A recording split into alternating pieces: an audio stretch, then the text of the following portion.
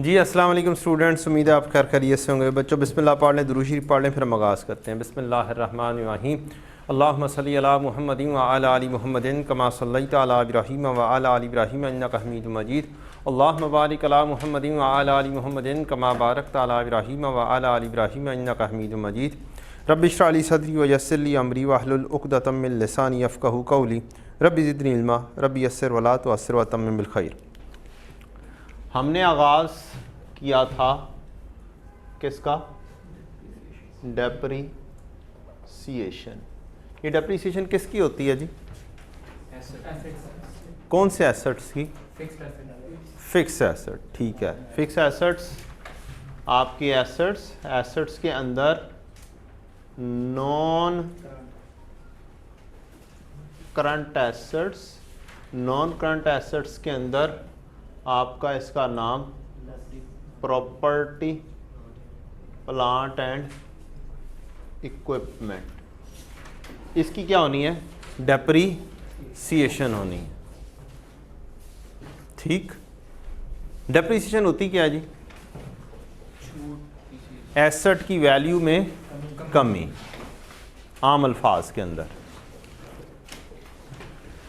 अच्छा जी, फिर इनकी होनी है हमारी डेप्रीसिएशन। ऐसे ही पढ़ा हुआ जी। डेप्रीसिएशन के कितने मेथड्स बताए थे? कौन कौन से थे? कोई बुक से पढ़ा भी या नहीं? एक स्ट्रेट लाइन था, एक रिड्यूसिंग बैलेंस मेथड था, एक सम ऑफ ईयर डिजिट था और आउटपुट मेथड था। इसको आउटपुट मेथड के और भी नाम हैं, थोड़े से वो बुक से देख लेंगे क्या नाम है। सबसे ज़्यादा इस्तेमाल होने वाले कौन से हैं? सबसे ज़्यादा एक स्ट्रेट लाइन और एक रिड्यूसिंग बैलेंस मेथड। ये दो सबसे ज़्यादा इस्तेमाल होते हैं। पेपर्स में भी सबसे ज़्यादा क्वेश्चंस इन्हीं के ही होते हैं। आपके लेवल पर सारे आ सकते हैं क्योंकि MCQs काम, लेकिन फ्यूचर के अंदर सबसे ज़्यादा काम किन के ऊपर होगा? इन दो के ऊपर होगा। इंडस्ट्री में भी सबसे ज़्यादा यही दो चलेंगे। डन। अच्छा, हमने क्या सीखा था? हमने सीखा था एसेट्स का ख़रीदना, उनकी डेप्रीसिएशन करना और उसको फिर लिखना। चलें हम एक क्वेश्चन बनाते हैं छोटा सा और फिर उसी को आगे लेकर चलते हैं। Question,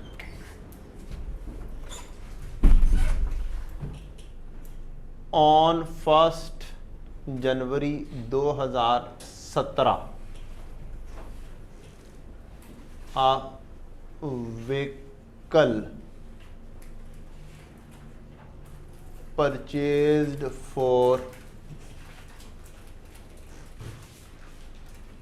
rupees 4 million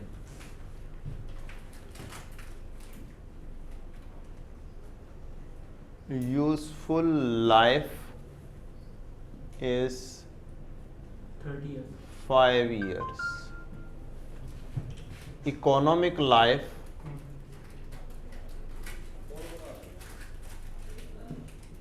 of vehicle is 30 years.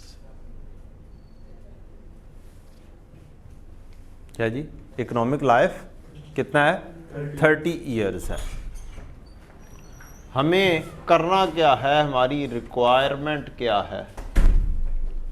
Requirement हमारी है कि हम डेप्रीसिएशन का अकाउंट बनाएं, एक्यूमुलेटेड डेप्रीसिएशन का अकाउंट बनाएं, एसेट का अकाउंट बनाएं। हम स्टेटमेंट ऑफ फाइनेंशियल पोजीशन में इसको किस तरीके से प्रेजेंट करना है वो बनाएं।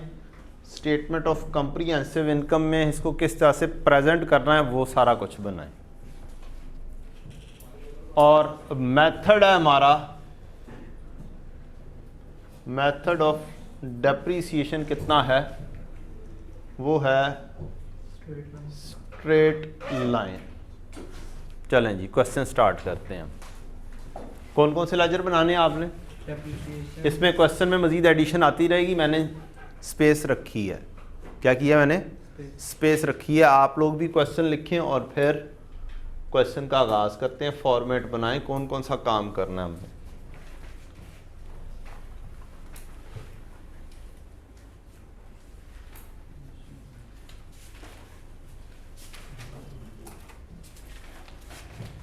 लगभग हमने 3 साल करने हैं। ये क्या करने हैं? 3 साल करने हैं।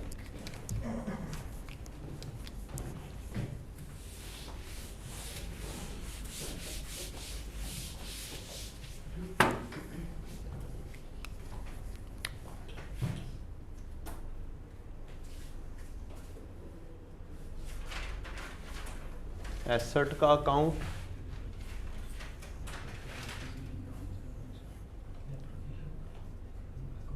एक्यूमुलेटेड डेप्रीसिएशन, इकट्ठी की हुई डेप्रीसिएशन, और इधर है व्हीकल का अकाउंट जो कि हमारा एसेट का अकाउंट है। और एक हम लेजर बना लेते हैं अपना डेप्रीसिएशन का।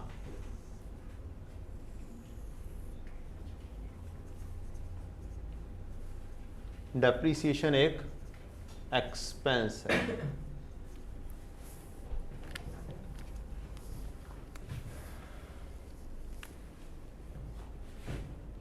Statement of financial position, statement of comprehensive income, ये होती है हमारी एज एट, ये होता है हमारा फॉर द ईयर एंडेड। हमारा पहला साल है 2017। कौन सा साल है जी? 2017। इसके बाद आएगा हमारे पास 2018, इसके बाद आ जाएगा 2019। 3 सालों का काम कम से कम हम करेंगे इंशाल्लाह।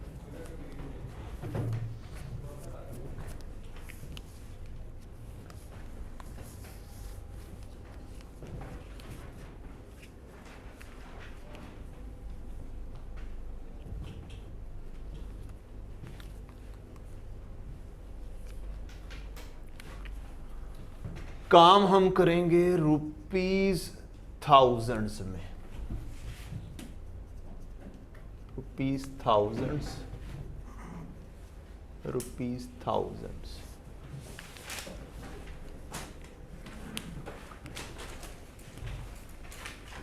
डन है। Depreciation account, accumulated depreciation, ACC बस शॉर्ट में लिख दिया मैंने। एक्यूमुलेटेड डेप्रीसिएशन और asset account. DEP stands for depreciation, ACC accumulated, DEP depreciation, और ये asset account. S.L straight line.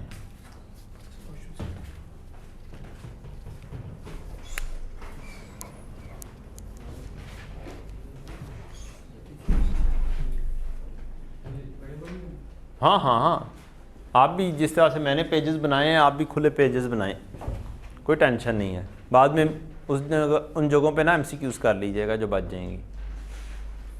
हाँ, शेख में तो बनना ना, इसको वैसे शेख बनना नहीं कहते, इसको जगह की यूटिलाइजेशन कहते हैं। लेकिन अभी ज़रा अच्छा सा काम कर लें।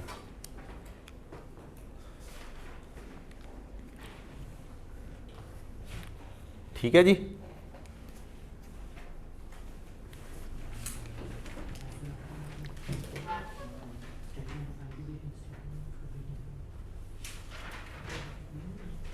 पहली व्हीकल खरीदी है कब हमने? क्यों बच्चों?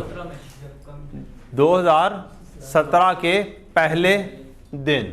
तो 2017 के पहले दिन 1 जनवरी 17 को ब्रॉट डाउन बैलेंस कितना आ रहा होगा? ब्रॉट डाउन पिछले साल का एंड ज़ीरो। पिछले साल का एंड ज़ीरो। पहली एंट्री क्या होगी इस एसेट के खरीदने की? एसेट के खरीदने की एसेट डेबिट होगा और जिस तरीके से खरीदा है वो क्रेडिट होगा। जिस तरीके से खरीदा है। अगर कुछ नहीं लिखा फिर क्या करूं?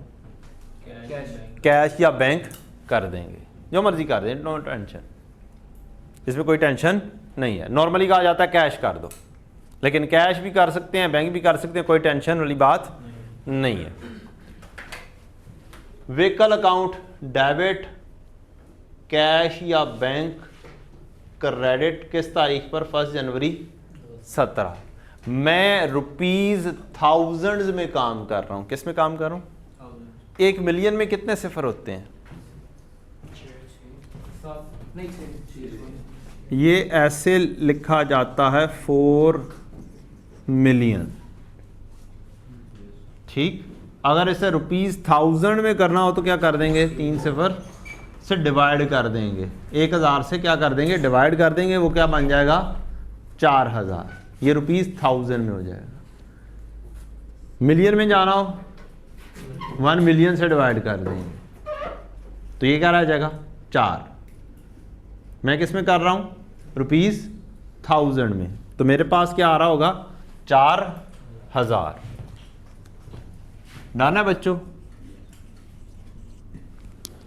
रुपीज में इस वजह से नहीं कर रहा कि बहुत लेंथी हो जाएगी अमाउंट्स, और मिलियंस में इस वजह से नहीं कर रहा कि पॉइंट्स में चला जाएगा कहानी।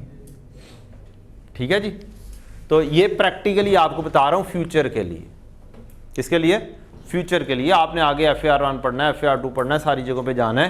तो ये अभी तो चीज़ आपके सामने क्वेश्चन होगा और आपके सामने MCQ का आंसर होगा और आपने उसमें काम कर देना होगा। ये वाले मसले फाइनल अकाउंट में पेश आ सकते हैं आपको, यहाँ पर आपके लेवल पर सिर्फ एक क्वेश्चन में, बाकी में ऐसा प्रॉब्लम आपको पेश नहीं आएगी। लेकिन फ्यूचर में जाके ये वाले मस्तियाँ एग्जामिनर की रूटीन में होती हैं। कभी डाटा दिया होता है रुपीज़ में, फिर साथ ही डाटा दिया होता है मिलियंस में, साथ ही डाटा दिया होता है रुपीज़ थाउजेंड में।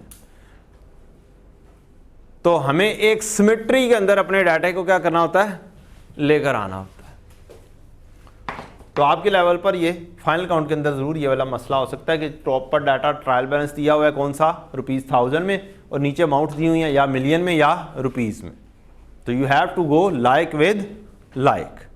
अपने लिए अब आसानी करनी है, हमने किस में काम कर रहे हैं हम? Rupees thousand. क्या लिखा गया? 4000। साल पूरा हो गया मेरा, बोलो कोई और एसेट तो नहीं आया। मेरा साल खत्म हो गया 31 दिसंबर 17 को। कैरेट डाउन बैलेंस कितना आएगा? 4000।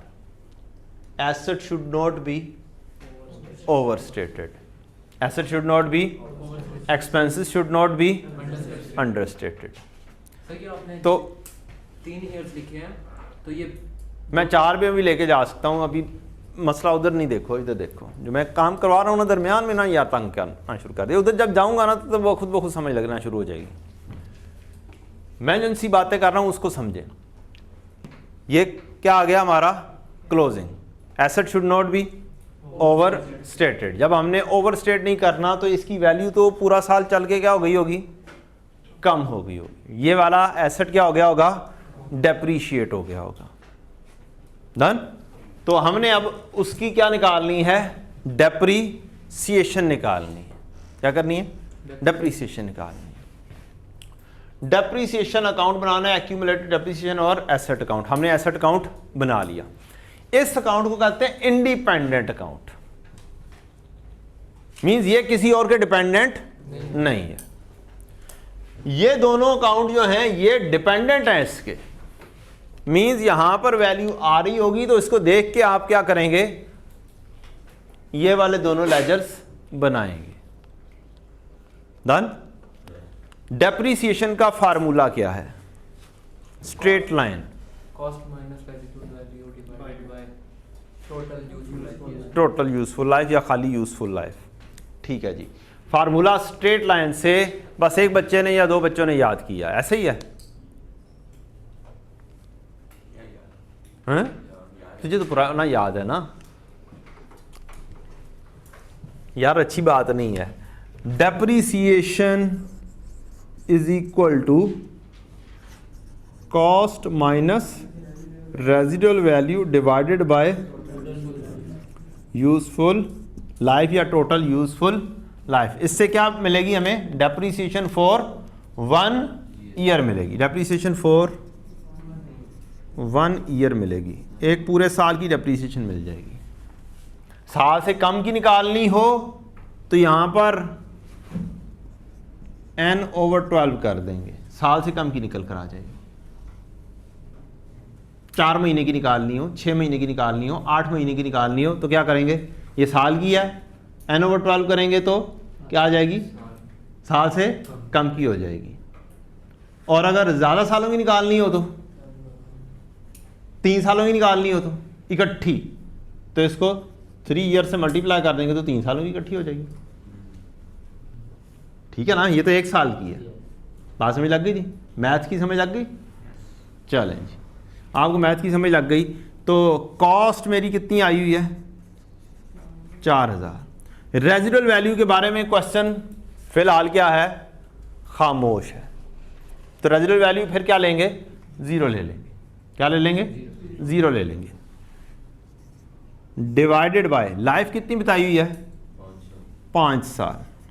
मेरे 1 साल की डेप्रीसिएशन कितनी आ जाएगी?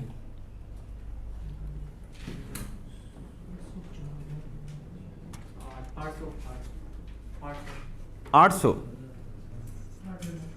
4000 कैसे आया? ये बेटा 4000 आ गया कॉस्ट।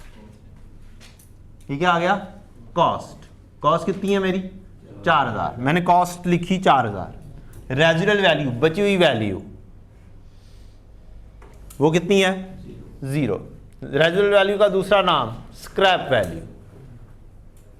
ठीक, 0 कर दी। लाइफ कितनी है? 5 ईयर्स। सर ये जब हमने 0 कट किए, ये जब क्वेश्चन पूरा हो जाना है फिर हमने दोबारा वो लिख देना साथ। क्या? ये जो 0 हमने कट किए, 0 कट किए? नहीं नहीं 4 मिलियन था ना, 40 लाख। नहीं नहीं, कुछ नहीं है। मैं अभी ये समझे मैंने 4000 का एसेट लिया बस, और ना समझे। ठीक है, बात में लग गई। अभी मिलियंस की कहानी तो मैंने जस्ट समझाई है, ले लो। ₹4000 का एसेट है। और बताओ हूँ ठीक है? एलो एलो एलो हूँ सुकून है? ठीक है, आराम है। तो मिलियंस में दिमाग फंसा हुआ है तो फायदा क्या है? 4000 का मैंने एसेट लिया, 0 डिवाइड बाय 5, क्या आंसर आ गया? 800 आ गया। लो जी, घर वाले बच्चों, रुपीस में हम काम कर रहे हैं। बच्चे परेशान हैं मिलियंस के अंदर खेलने में और थाउजेंड्स में खेलने में। तो लिहाजा हमने क्या कर दिया जी, हमने कॉन्सेप्ट की तरफ लेकर चला गया हूँ कि जनाब आप मिलियंस की कहानी से क्या करें? निकलवाएं, बाहर आ जाएं। पहले कॉन्सेप्ट ले लें, बाद में मिलियंस की कहानी बाद में देखी जाएगी। 4000 कॉस्ट माइनस 0 डिवाइड बाय 5, कितनी डेप्रीसिएशन आई? 800। 800। डेप्रीसिएशन की एंट्री क्या होती है? एंट्री भी पढ़ाई थी, डेप्रीसिएशन एक्सपेंस डेबिट और ये क्रेडिट, यही होती है जी। ठीक है, तो फिर ये ऐसे कहना था ना, ये डेबिट ये क्रेडिट। यूं कर लें। एंट्री पहले साल की क्या हो गई? डेप्रीसिएशन एक्सपेंस डेबिट और एक्यूमुलेटेड डेप्रीसिएशन क्रेडिट। कितने से? 800 से। ये किस तारीख को एंट्री होगी? 31 दिसंबर 17। आपने वर्किंग की, क्या किया आपने? वर्किंग की है। ये कौन से साल की? 2017 की। ये क्या है? डेप्रीसिएशन आपने कैलकुलेट की है। डन? चले, अच्छा जी, तो यहां पर हमारा इसका बीडी होता है भला? डेप्रीसिएशन एक्सपेंस का कोई बीडी नहीं होता। एंट्री क्या आएगी? बस एक ही एंट्री आएगी, 31 दिसंबर 17 को डेप्रीसिएशन एक्सपेंस डेबिट और एक्यूमुलेटेड डेप्रीसिएशन क्रेडिट, और फिर उसके ऑपोजिट हेड और डेट। इधर ऑपोजिट हेड कौन सा आएगा? बोले जी इधर, वो पता है ना, वही वाले लेजर्स, लंबे लंबे लेजर्स। वो लंबे लंबे लेजर्स कहानी क्या हो गई? खत्म हो गई, हमने सीख ली। अब सिर्फ कितने कितने लेजर हैं एक एक टॉपिक में? 3 4 3 4 से ज्यादा नहीं है। और ठीक है ना, तो वो वहां पर लर्निंग थी, यहां पर क्या है, उसकी एप्लीकेशन है। लग गई समझ?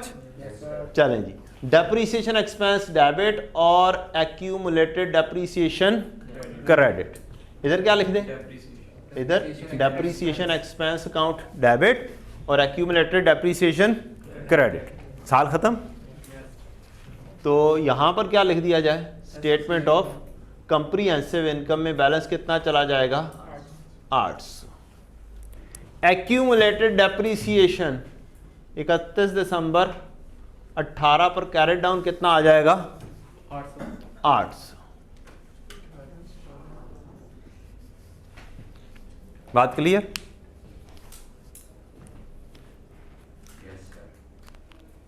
डन। हमारा साल कौन सा, 2017। किधर 18 लिखा, गलती हो गई, ये गलती हो गई, 17। ठीक है जी। 2017 में स्टेटमेंट ऑफ फाइनेंशियल पोजीशन में एसेट में आपका आएगा एक अदद व्हीकल, एक अदद व्हीकल, बिल्कुल उस तरह से जैसे debtor less provision for doubtful debt करते हैं, वैसे ही प्रॉपर्टी प्लांट इक्विपमेंट को में एक और अकाउंट बनाते हैं, कौन सा, एक्यूमुलेटेड डेप्रीसिएशन, जो इस्तेमाल होता है एसेट को कम करने के लिए। इसका पुराना नाम क्या है, पुराना नाम एक्यूमुलेटेड डेप्रीसिएशन का पुराना नाम प्रोविजन फॉर डेप्रीसिएशन। और हर किस्म की प्रोविजन की नेचर क्या होती है, समझ लग गई? ये भी एसेट को क्या करने के लिए इस्तेमाल हो रहा है, कम। और प्रोविजन फॉर डाउटफुल डेट भी एसेट को क्या करने के लिए इस्तेमाल होता है, कम। और इनका नाम एक बताया था, कॉन्ट्रा एसेट अकाउंट, एसेट को कम करने के लिए इस्तेमाल होने वाला अकाउंट। ये नाम याद रखने हैं, ये एमसीक्यूज हैं।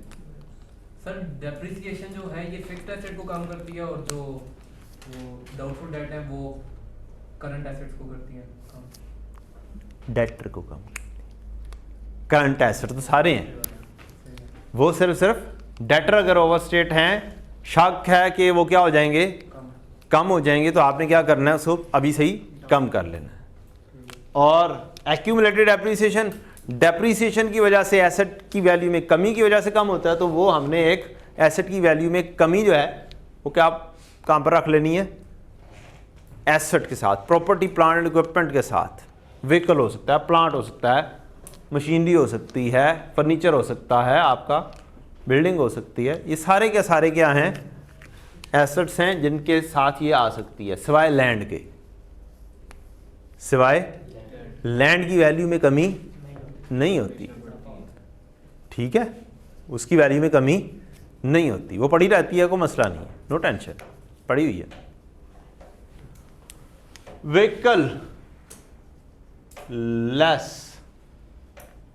Accumulated depreciation, ACC stands for accumulated का मतलब इकट्ठा करना, जमा करना, सम करना। शायद आपने स्टैटिस्टिक्स में भी ये लफ्ज पढ़ा हो, क्यूमुलेटिव फ्रीक्वेंसी। ये वही वाली चीज है, क्यूमुलेटिव डेप्रीसिएशन, इकट्ठी की हुई डेप्रीसिएशन। पास में लग गई है जी। एक जगह से दूसरी चीज को रिलेट कर दिया जाए तो क्या हो जाता है, सोखा, समझने में आसान काम हो जाता है। एसेट था मेरा कितने का, 4000, और 800 क्या चीज है, उसकी एक्यूमुलेटेड डेप्रीसिएशन। और स्टेटमेंट ऑफ कॉम्प्रिहेंसिव इनकम में एक्सपेंसेस में क्या कुछ आ जाएगा, एक अदद depreciation expense, bad debt, salary, ये वो फलाना टिमकाना सारे। तो एक डेप्रीसिएशन एक्सपेंस कितना आ गया यहाँ पर, 800। एसेट की वैल्यू कितने पे पहुंच गई, 3200 पर। ऐसे तो ये 2 दफा इसमें से 800 निकल कैसे? एक बारी कट जाए, दो बारी कितने? ये तो एक्सपेंस है बेटा, ये तो एक्सपेंस है। ये देखो ना, ये क्या है? सीडी। ये क्या है? सीडी। इसमें से ये निकल रहा है, क्या निकल रहा है? ये निकल रहा है। मतलब वो सार के प्रॉफिट एंड लॉस में से माइनस होगा और बेटा प्रॉफिट तो एक्सपेंस है ना, एसेट के वैल्यू में कमी। आपको क्या हुआ? लॉस हुआ। क्या हुआ? कितना लॉस हुआ? 800 का लॉस हुआ। एसेट की वैल्यू भी कम करनी है और दूसरी साइड पर एक्सपेंस। वो लॉस क्या है? एक्सपेंस है। हर किस्म का लॉस क्या होता है? बोलो, हर किस्म का लॉस क्या होता है? एक्सपेंस। ठीक है जी। एसेट की वैल्यू में कमी आपके लिए एक लॉस है, वो लॉस ना लिखा तो क्या हो जाएगा? एज एक्सपेंस क्या हो जाएंगे? अंडर स्टेट हो जाएंगे। Prudence concept, expenses should not be under stated. सही है ना? औखा तो नहीं है। तो ये एक्सपेंस, ये टोटल कमी। पहले साल में तो एक साल की कमी आएगी ना। अब बोलो, पहले साल में तो क्या आएगी? एक साल में एक साल की कमी आएगी। अगले साल पर आते हैं। एक साल का क्लोजिंग, अगले साल का। ये डबल अंडरलाइन का मतलब क्या है? एक साल खत्म, एक साल खत्म। अब बजाय इसके कि मैं हर साल का एक अलग से टी अकाउंट बनाता रहूं, हर दफा व्हीकल लिखता रहूं, उसमें आसानी क्या है? एक साल का सीडी, अगले साल का क्या बना दो? बीडी बना दो। डन है जी। और वो जो टोटल लगाना हमने सीखा था, समझ लिए वो टोटल लग चुका हुआ है। डेबिट में से क्रेडिट क्या होता है? लेस होता है। तो फिर क्या आता है? क्लोजिंग आता है। ले जी, ये आपका डबल अंडरलाइन हो गया और यहां पर मेरा अगला साल शुरू हो गया 1 जनवरी 18। बीडी कितना? 4000। सर साल हमेशा एंड करने के लिए डबल अंडरलाइन करना जी जी, डबल अंडरलाइन करेंगे तो ये साल एंड होगा ना, या वैसे ही हो जाएगा। आपने एक साल को क्लोज करना है तो फिर डबल अंडरलाइन कर दें उसे।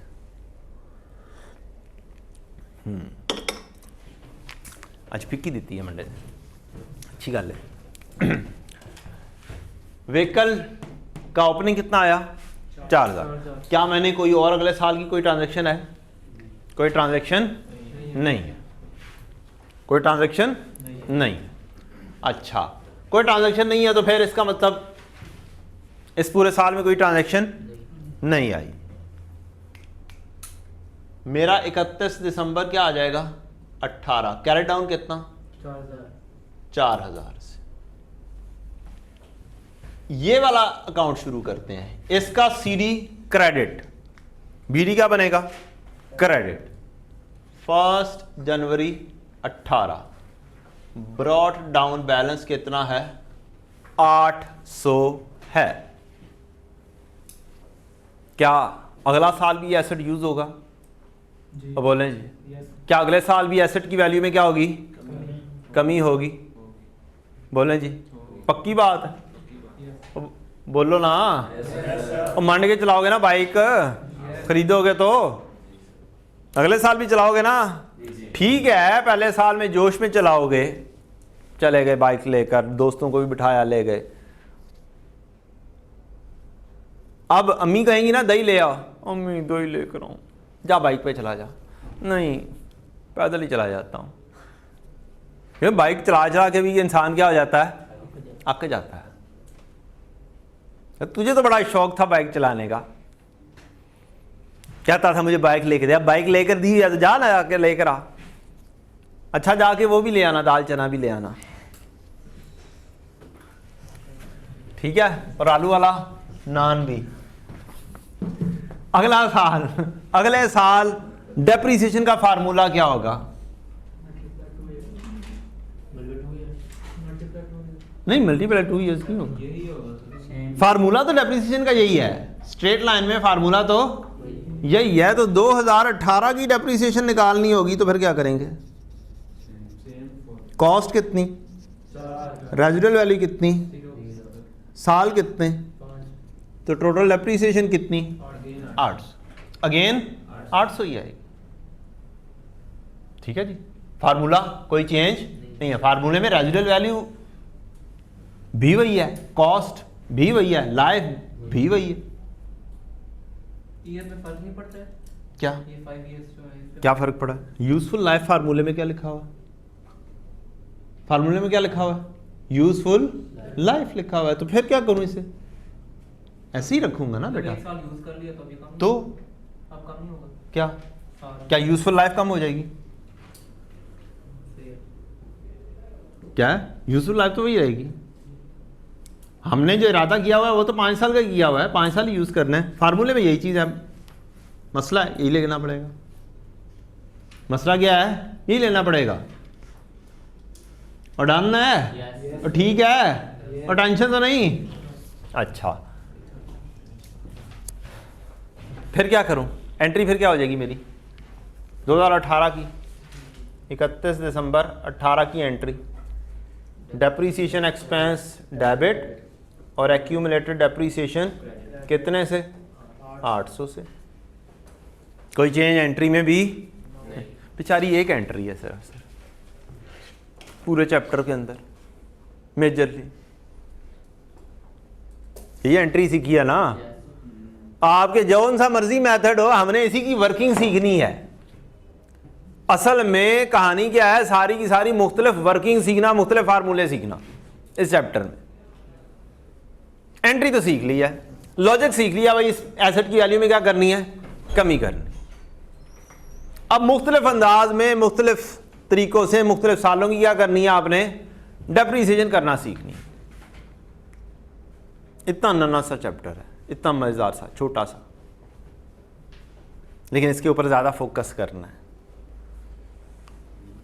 थोड़ा सा कॉम्प्लिकेटेड है, आगे जाके बहुत ज्यादा इस्तेमाल होता है।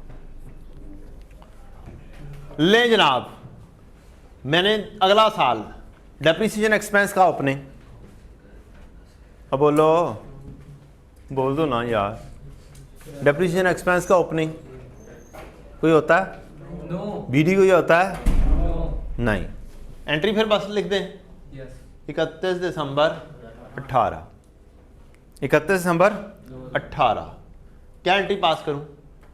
डेप्रीसिएशन एक्सपेंस डेबिट और एक्यूमुलेटेड डेप्रीसिएशन क्रेडिट। अब ऑपोजिट हेड यहां पर लिख देंगे। यहां पर क्या आ जाएगा? Accumulated depreciation. इधर क्या आ जाएगा? डेप्रीसिएशन एक्सपेंस 31 दिसंबर 18। डन। और यहां पर क्या चीज आ जाएगी? Carried down. कितनी डेप्रीसिएशन हो चुकी? 800 जमा 800 टोटल कितना हो गया? 1600। कितनी हो गई? 1600। डेप्रीसिएशन का टोटल कितना हो गया? स्टेटमेंट ऑफ कॉम्प्रिहेंसिव इनकम में कितना जाएगा? 800। डन। तो 2018 हमारा क्या हो गया? मुकम्मल हो गया। तो 2018 प्रॉफिट एंड लॉस में या स्टेटमेंट ऑफ कॉम्प्रिहेंसिव इनकम में डेप्रीसिएशन एक्सपेंस कितना लिखा जाएगा? 800 लिखा जाएगा। कितना लिखा जाएगा? 800 लिखा जाएगा। और कॉस्ट मेरी कोई चेंज हो रही है? नो कोई चेंज नहीं है। सीडी मेरा कितना है? 4। अब सीडी कितना है? एक्यूमुलेटेड डेप्रीसिएशन का इकट्ठी की हुई डेप्रीसिएशन जब से एसेट खरीदा था तब से लेकर आज तक कितनी है? 1600। आज तक कितनी है? इकट्ठी की हुई डेप्रीसिएशन कितनी है? 1600 है। तो मैं यहां पर क्या लिखूंगा? 1600। क्या वैल्यू आ जाएगी? 2400। पक्की बात है? 24।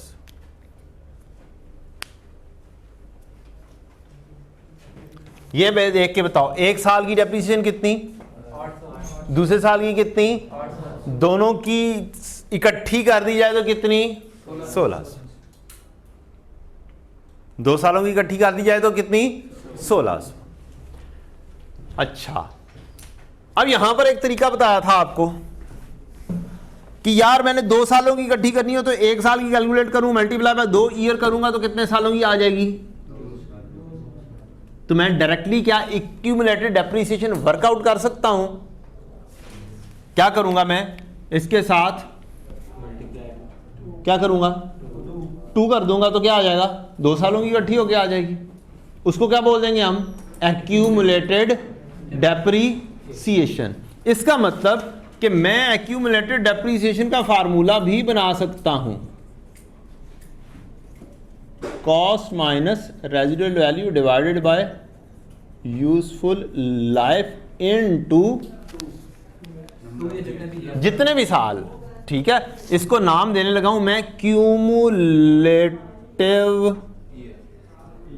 ईयर्स या क्यूमुलेटिव पीरियड, इकट्ठे किए हुए पीरियड, 2 साल 3 साल 4 साल 5 साल। ठीक है ना, लॉजिकल है, कोई मसला तो नहीं। 1 साल की डेप्रिसिएशन निकालो, उसे 3 से मल्टीप्लाई कर दो, 3 साल की आ जाएगी। 1 साल की डेप्रिसिएशन निकालो, उसको 5 से मल्टीप्लाई कर दो, 5 साल की आ जाएगी। जी ये सिर्फ स्ट्रेट लाइन की कहानी है, अभी सिर्फ स्ट्रेट लाइन की कहानियां चल रही हैं। हर मेथड को अलग-अलग करके बयान किया जाएगा, हर मेथड को अलग-अलग कर कर बयान किया जाएगा, तभी समझ लगेगी ना, अदरवाइज तो काम गड़बड़ रहेगा। डेप्रिसिएशन भी तो 2 से 3 साल या ज़्यादा साल की इकट्ठी निकाली जा सकती है। तो ये इकट्ठी निकाल रहे हो ना, 2 सालों की इकट्ठी। बेटा प्रॉफिट एंड लॉस में 1 साल की जानी है, सौखी में सिर्फ 1 साल की जानी है। जब आपको बात की जाएगी ना कि स्टेटमेंट ऑफ फाइनेंशियल पोजीशन या बैलेंस शीट में क्या लिखोगे, तो तब आपको इसकी डायरेक्ट वर्किंग आनी चाहिए। आपको कहता है कि ये वाला एसेट है, बताओ 31 दिसंबर 18 पर कैसे फाइनेंशियल स्टेटमेंट में, स्टेटमेंट ऑफ फाइनेंशियल पोजीशन पे किस वैल्यू के ऊपर लिखा जाएगा, 2400 पे लिखा जाएगा। कैसे निकालोगे, कॉस्ट में से उसकी एक्यूमुलेटेड डेप्रिसिएशन माइनस करके, तो ये वाली वैल्यू के ऊपर लिखा जाएगा।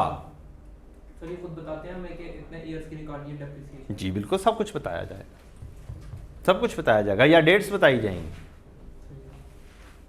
मैंने एसेट खरीदा था कब, 1 जनवरी 17 को, और मुझे कहा जाए बताओ 31 दिसंबर 18 पर क्या वैल्यू लिखी जाएगी, तो 2 साल गुजर चुके। कितने साल गुजर चुके, 2 साल। तो मैं बड़ी आराम से निकाल लूंगा, कॉस्ट लिखूंगा कितनी है 4000, एक्यूमुलेटेड डेप्रिसिएशन लिखूंगा, मालूम करूंगा कैसे, 4000 माइनस 0 डिवाइड बाय 5। 1 साल की डेप्रिसिएशन आ गई कितनी, 800। मुझे कितने सालों की निकालनी है, 2 सालों की निकालनी है। 2 साल की मेरी कितनी वैल्यू आ जाएगी, 1600, और मैं यहाँ पे ले आऊँगा। फार्मूला लगाने की बजाय हम ऐसे ना कर लें, 1 साल की पता है उसे 2 से मल्टीप्लाई कर तो जय मैं क्या कहना पे फार्मूला भाई जी, ये एक को छेगी खाली डेप्रिसिएशन भी हम रखते हैं। बेटा जी, एक को छेगी, मैं भी ये कह रहा 1 साल की डेप्रिसिएशन 2 साल नाल मल्टीप्लाई कर दो। मैं खुद ही बताया भाई, 800 निकाल लो, उसको 2 से मल्टीप्लाई कर दो। ये इकट्ठे ही कैलकुलेटर के ऊपर ऐसे लिख के कर लो, एक ही बात है, जैसे मर्जी कर लो। सबसे पहले तो आपने घबराना नहीं है, हाँ घबराना नहीं है, शर्त है, और काम ढेर सारा करना है। क्या करना है, काम ढेर सारा करना है। काम ढेर सारा करेंगे, नॉलेज यूज टू रहेगा। काम ढेर सारा नहीं करेंगे, नॉलेज यूज टू नहीं रहेगा, भूल जाएगा। खौफ के बुत तोड़ दो, वाह क्या बात है यार। नहीं यार, नहीं नहीं नहीं, चलिए जी वालेकुम अस्सलाम। कैलकुलेट डायरेक्टली भी हो सकती है, और ठीक है।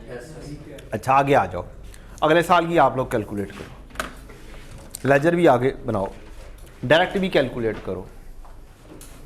चलो डायरेक्ट कैलकुलेट करके बताओ कितनी वैल्यू लिखी जाएगी अगले साल 2019 की। हाँ 1600 होए हो, उससे अगले साल, 800 उससे अगले साल, मुक जाएगी।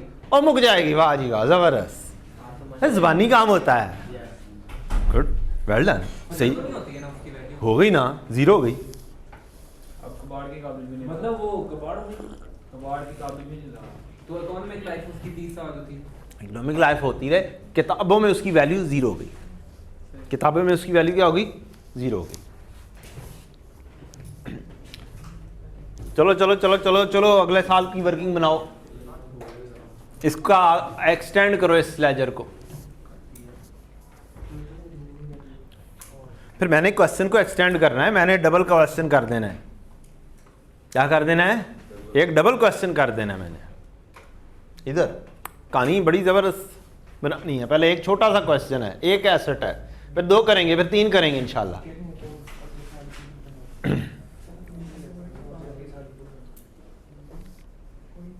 कॉन्सेप्ट लेके चलना है हमने अन्य वहाँ काम नहीं करना, रट्टे नहीं लगाने। रट्टा 2 दिन में फोत हो जाएगा।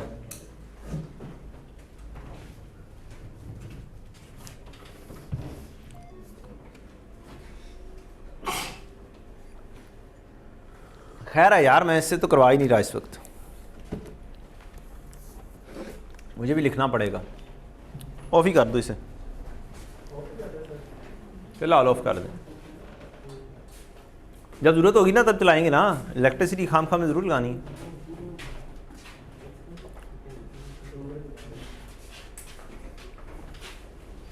किधर वापसी की गुंजाइश निश्ता?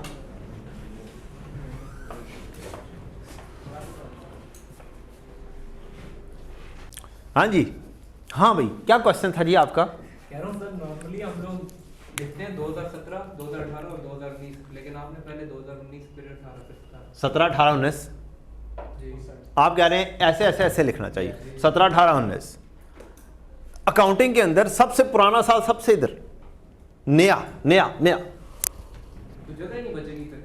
नहीं बचेगी, बस वैसे ही 2 साल लिखने होते हैं। प्रोफेशनली अकाउंटिंग के अंदर कितने साल लिखने होते हैं? 2 साल प्रेजेंट करने होते हैं। ये तो हम आपके लिए समझाने के लिए 5-5 साल भी प्रेजेंट कर सकते हैं। जनरली कितने करने होते हैं? 2 साल करने होते हैं। तो पुराना साल राइट साइड पे, नया साल लेफ्ट साइड। रीसेंट चीज पहले, नजदीक, रीसेंट चीज नजदीक।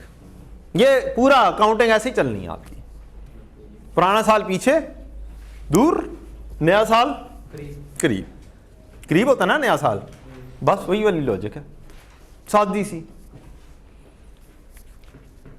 लें जी, घर वाले बच्चों समझ लग गई। पुराना साल दूर, नया साल करीब, और नया साल और करीब। लें जी, अगला साल व्हीकल अकाउंट, 1 जनवरी 19, ब्रॉड डाउन बैलेंस 4000। पूरे साल में कोई मूवमेंट नहीं हुई। कैरेट डाउन कितना हो गया? 4000। एक्यूमुलेटेड डेप्रीसिएशन 1 जनवरी 19, बीडी कितना? 800। डेप्रीसिएशन का एक्सपेंस सर 1600 है। 1600 है? अच्छा अच्छा, 1600 है। हाँ जी, 1600। और यहाँ पर बीडी कोई नहीं। 800 का मजीद डेप्रीसिएशन हो जाएगी। यहाँ पर लिख देंगे 31 दिसंबर 19 डेप्रीसिएशन एक्सपेंस में एक्यूमुलेटेड डेप्रीसिएशन, और यहाँ पर हम डेप्रीसिएशन एक्सपेंस लिख देंगे 31 दिसंबर 19 पर। और हमारी टोटल डेप्रीसिएशन, इकट्ठी की हुई डेप्रीसिएशन 31 दिसंबर 19 पर कैरेट डाउन आ जाएगी कितना? 2400। इस साल में भी कितना एक्सपेंस होगा? 800। सर ये हमेशा एक्यूरेट होती है डेप्रिसिएशन? हमेशा एस्टिमेटेड होती है। हर किस्म की प्रोविजन क्या होती है? एस्टिमेटेड होती है। ये भी लिख लें अपने पास। हर किस्म की प्रोविजन क्या होती है? एस्टिमेटेड होती है। प्रोविजन का वर्ड ही बेसिकली एस्टिमेटेड से रिलेट कर रहा है। किससे रिलेट कर रहा है? एस्टिमेटेड से रिलेट कर रहा है। ये एक एस्टिमेट है जिसमें चेंज भी आ सकती है। जिसमें क्या आ सकती है? चेंज भी। एक्यूरेट चीज नहीं है ये। लेकिन क्लोज होती है जो एक्चुअल होती है। हाँ? लेकिन क्लोज होती है जो एक्चुअल डेप्रिसिएशन। हाँ, बस हमारा एक एस्टिमेट है कितना होगा। सही है। ठीक है, ये एक एस्टिमेटेड वैल्यू है और अकाउंटिंग में इसकी इजाजत दी गई है।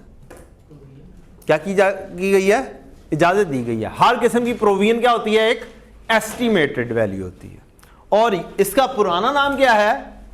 प्रोविजन फॉर डेप्रिसिएशन है। नहीं, पुराना नाम बस प्रोविजन बोला जाता था, पुराना नाम, बहुत पुराना है, अब नहीं यूज होता। जस्ट समझाने के लिए बता रहा हूं, अंदाजा है, एक्यूमुलेटेड डेप्रिसिएशन, इकट्ठी की हुई डेप्रिसिएशन। डन। जिस तरह से प्रोविजन फॉर डाउटफुल डेट, वो भी क्या है? एक अंदाजा है। सही भी हो सकता है और गलत भी हो सकता है।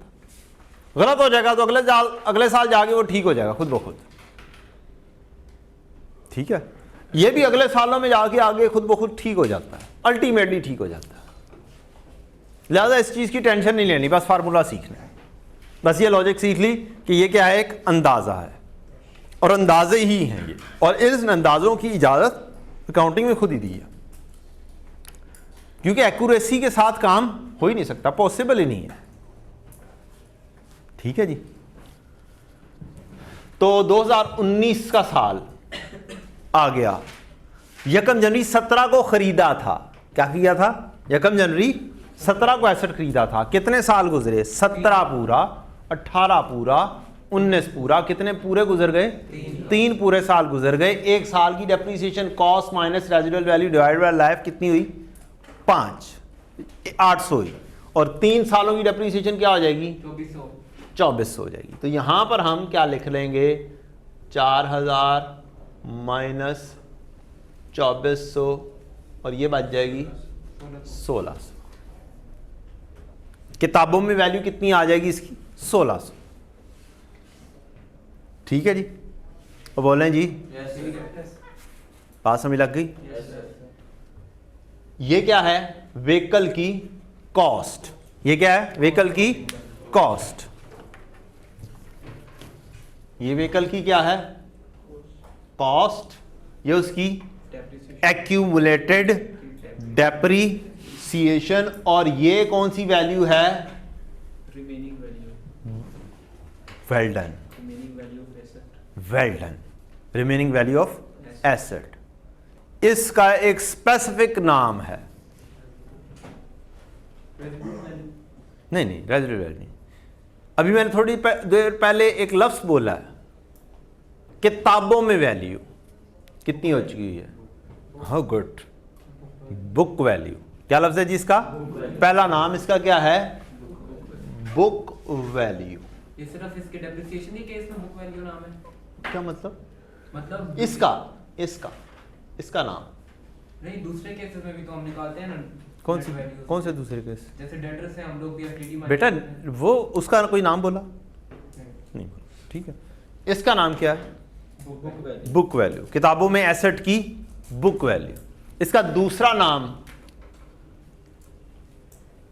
रेजिडुअल तो वो स्क्रैप हो जाते हैं ना। Carrying amount. कैरीइंग अमाउंट, किस अमाउंट पर कैरी हो रहा है। यहां पे हमने पढ़ा था ना, कैरिड फॉरवर्ड या कैरिड डाउन।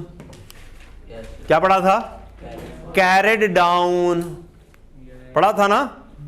ये भी क्या है? Carried down. तो ये क्या है? कैरीइंग अमाउंट। किस अमाउंट के ऊपर कैरी कर रहा है? मौजूद किस अमाउंट पर है? ये बुक वैल्यू का नाम। जी, बुक वैल्यू का दूसरा नाम कैरीइंग अमाउंट। इसका तीसरा नाम WDV, रिटन डाउन वैल्यू। क्या जी? Written down value. ये एक ही चीज के 2-3 नाम हैं। क्या है जी? एक ही चीज के 2-3 नाम हैं। शेख साहब क्या हाल है आपके? जरा इसका शॉर्ट वर्ड बना दो। Wow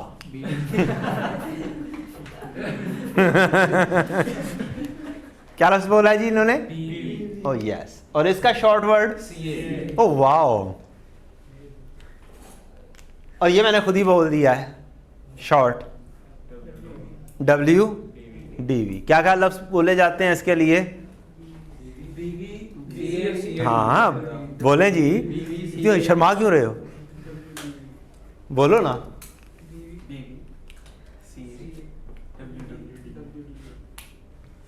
book value, carrying amount and WDV written down value, कम हुई वैल्यू। ठीक है जी, आस में लग गई जी। तो ये नाम याद रखने हैं। कभी वो बोल देगा कैरिंग अमाउंट मालूम कर दो, कभी वो कह देगा बुक वैल्यू मालूम कर दो, कभी वो बोल देगा WDV मालूम कर दो। तो हमें सारे नामों का पता होना चाहिए, एक ही चीज के 3 नाम। और अगर मैं बोल दूं आपको कि बीवी मालूम कर दो तो ढूंढ लोगे ना। और वेल डन। अम्मी को भी सुनाएंगे। हाँ, अब सुनाएगा अम्मी को जाके। आज हमने सीखा कि बीवी कैसे मालूम की जाती है। ठीक है, ठीक है, सही जा रहा है, सही जा रहा है। ये आज जरूर सुनाएगा ये अम्मी को। अच्छा, हम पीछे से आवाज आई है कहीं से, हम सब सुनाएंगे। ठीक है बच्चों, ठीक है। तो अब फिर बीवी का फार्मूला बताएं।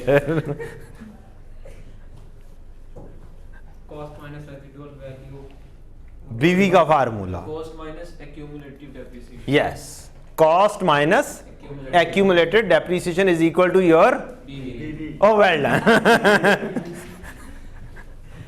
तो carrying amount is equal to cost minus accumulated depreciation। अगर मुझे MCQ आ जाए कैरिंग अमाउंट मालूम कर दो, या स्टेटमेंट ऑफ फाइनेंशियल पोजीशन में किस अमाउंट के ऊपर कैरी किया जाएगा, या स्टेटमेंट ऑफ फाइनेंशियल पोजीशन में किस वैल्यू के ऊपर प्रेजेंट किया जाएगा, तो मैं इतना लंबा लेजर शेजर नहीं बनाऊंगा।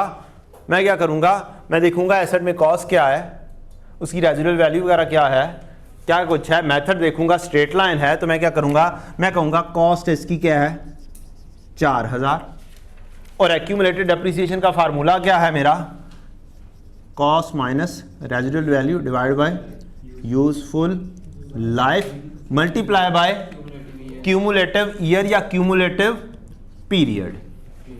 ठीक है जी, क्यूमुलेटिव ईयर भी बोल सकते हैं, क्यूमुलेटिव पीरियड भी बोल सकते हैं। उसका मैंने शॉर्ट में लिख दिया, CP stands for cumulative period. 3 साल गुजर चुके हुए हैं, तो ये मेरी उसकी कॉस्ट है और ये मेरी एक्यूमुलेटेड डेप्रीसिएशन। कॉस्ट मेरी 4000, रेजिडुअल वैल्यू 0, लाइफ मेरी 5, और साल कितने गुजर गए हैं 3। तो यहां से 800 ज़रब 3 2400, 800 1 साल की डेप्रीसिएशन ज़रब 3 साल, 3 सालों की depreciation 2400, 4000 minus 2400 is equal to 1600। Done है जी। तो शॉर्टकट भी आ गया, नॉलेज भी आ गया, और अगर 1 साल की डेप्रीसिएशन पूछ लेता है तो ये 1 साल की इतनी है 800। ये बीवी ढूंढने का शॉर्टकट है। क्या? बीवी ढूंढने का शॉर्टकट। हाँ, ये बीवी ढूंढने का शॉर्टकट है। अब आपने बीवी को ढूंढने निकल पड़ना है इंशाल्लाह। ठीक है जनाब, कितना हो गया जी 1600। डन।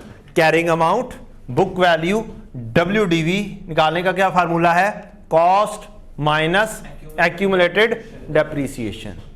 एक्यूमुलेटेड डेप्रीसिएशन इकट्ठी की हुई डेप्रीसिएशन। डन। कोई कंफ्यूजन? क्या का कुछ सीखा फिर? डेप्रीसिएशन का फार्मूला सीखा एक, किस मेथड के तहत, स्ट्रेट लाइन। ठीक, वो सीखा हमने। और एक चीज सीखी कि स्ट्रेट लाइन में डेप्रीसिएशन क्या होती है, क्या होती है, हर साल एक जैसी होती है, स्ट्रेट चलती है, एक जैसी चलती है। क्या चलती है, एक जैसी चलती है। तो अगर इसको ग्राफिकली इस डेप्रीसिएशन को प्रेजेंट किया जाए तो क्या होगा, एक ऐसी लाइन बस 800 रुपया, पहले साल में भी, दूसरे साल में भी, तीसरे साल में भी, हर साल में एक जैसी डेप्रीसिएशन होगी। किस मेथड में, स्ट्रेट।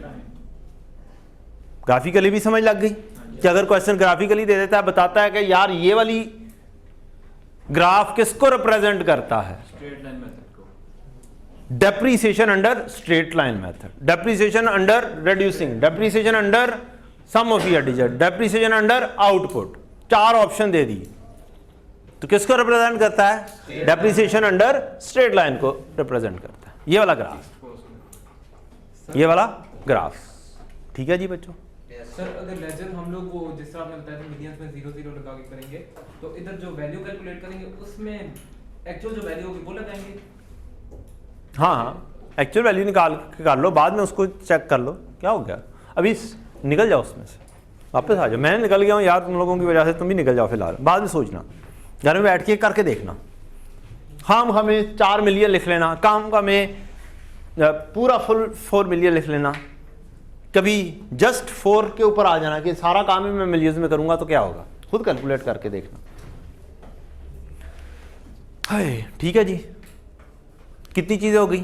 एक चीज़ स्ट्रेट लाइन का फार्मूला, एक चीज़ स्ट्रेट लाइन का फार्मूला, दूसरी चीज़ एक्यूमुलेटेड डेप्रीसिएशन का फार्मूला, तीसरी चीज़ लेजर्स आ जाएंगे तो वो, चौथी चीज़ आपने ग्राफिकली प्रेजेंटेशन भी सीख ली, पांचवी चीज़ आपने ये भी सीख ली स्टेटमेंट ऑफ फाइनेंशियल पोजीशन को प्रेजेंट कैसे किया जाता है, प्रॉफिट एंड लॉस में प्रेजेंट कैसे किया जाता है, सौकी में कैसे प्रेजेंट किया जाता है। इनको बोलते हैं एक्सट्रैक्ट्स। क्या बोलते हैं? एक्सट्रैक्ट्स। सिर्फ उतना हिस्सा लिखना जितना क्वेश्चन के अंदर रिलेट कर रहा है। डन? तो यहां पर इस साल में भी क्या आ रही है? 800 कितनी हुई? 2400। ये कितनी आ गई इकट्ठी की हुई? 2400। ठीक है जी। एक जैसी डेप्रिसिएशन किस में होगी, कौन से मेथड में होगी? स्ट्रेट। मसला तो कोई नहीं, डन है, टेंशन ठीक। अच्छा जी,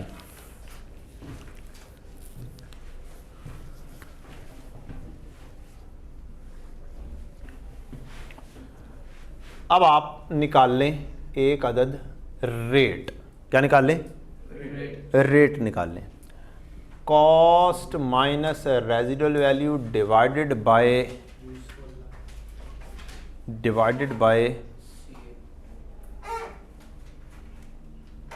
यार इसको देख लेते हैं, ये ना मैं फार्मूला गलत लिख दूं क्योंकि ये ज़्यादा इस्तेमाल नहीं होता। ये अब PRC में ना नया एडअप किया है, पुराने ज़माने में कुछ और फार्मूला इस्तेमाल कर दिया जाता था। एवं गलत लिख दिया फिर तुसी कहना है कि सर ऐ तो है ही नहीं।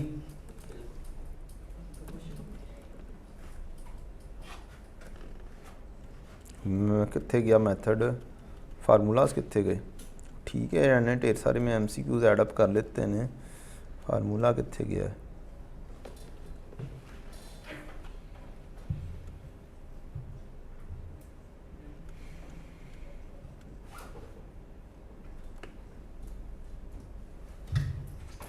Oh yes, cost into useful life।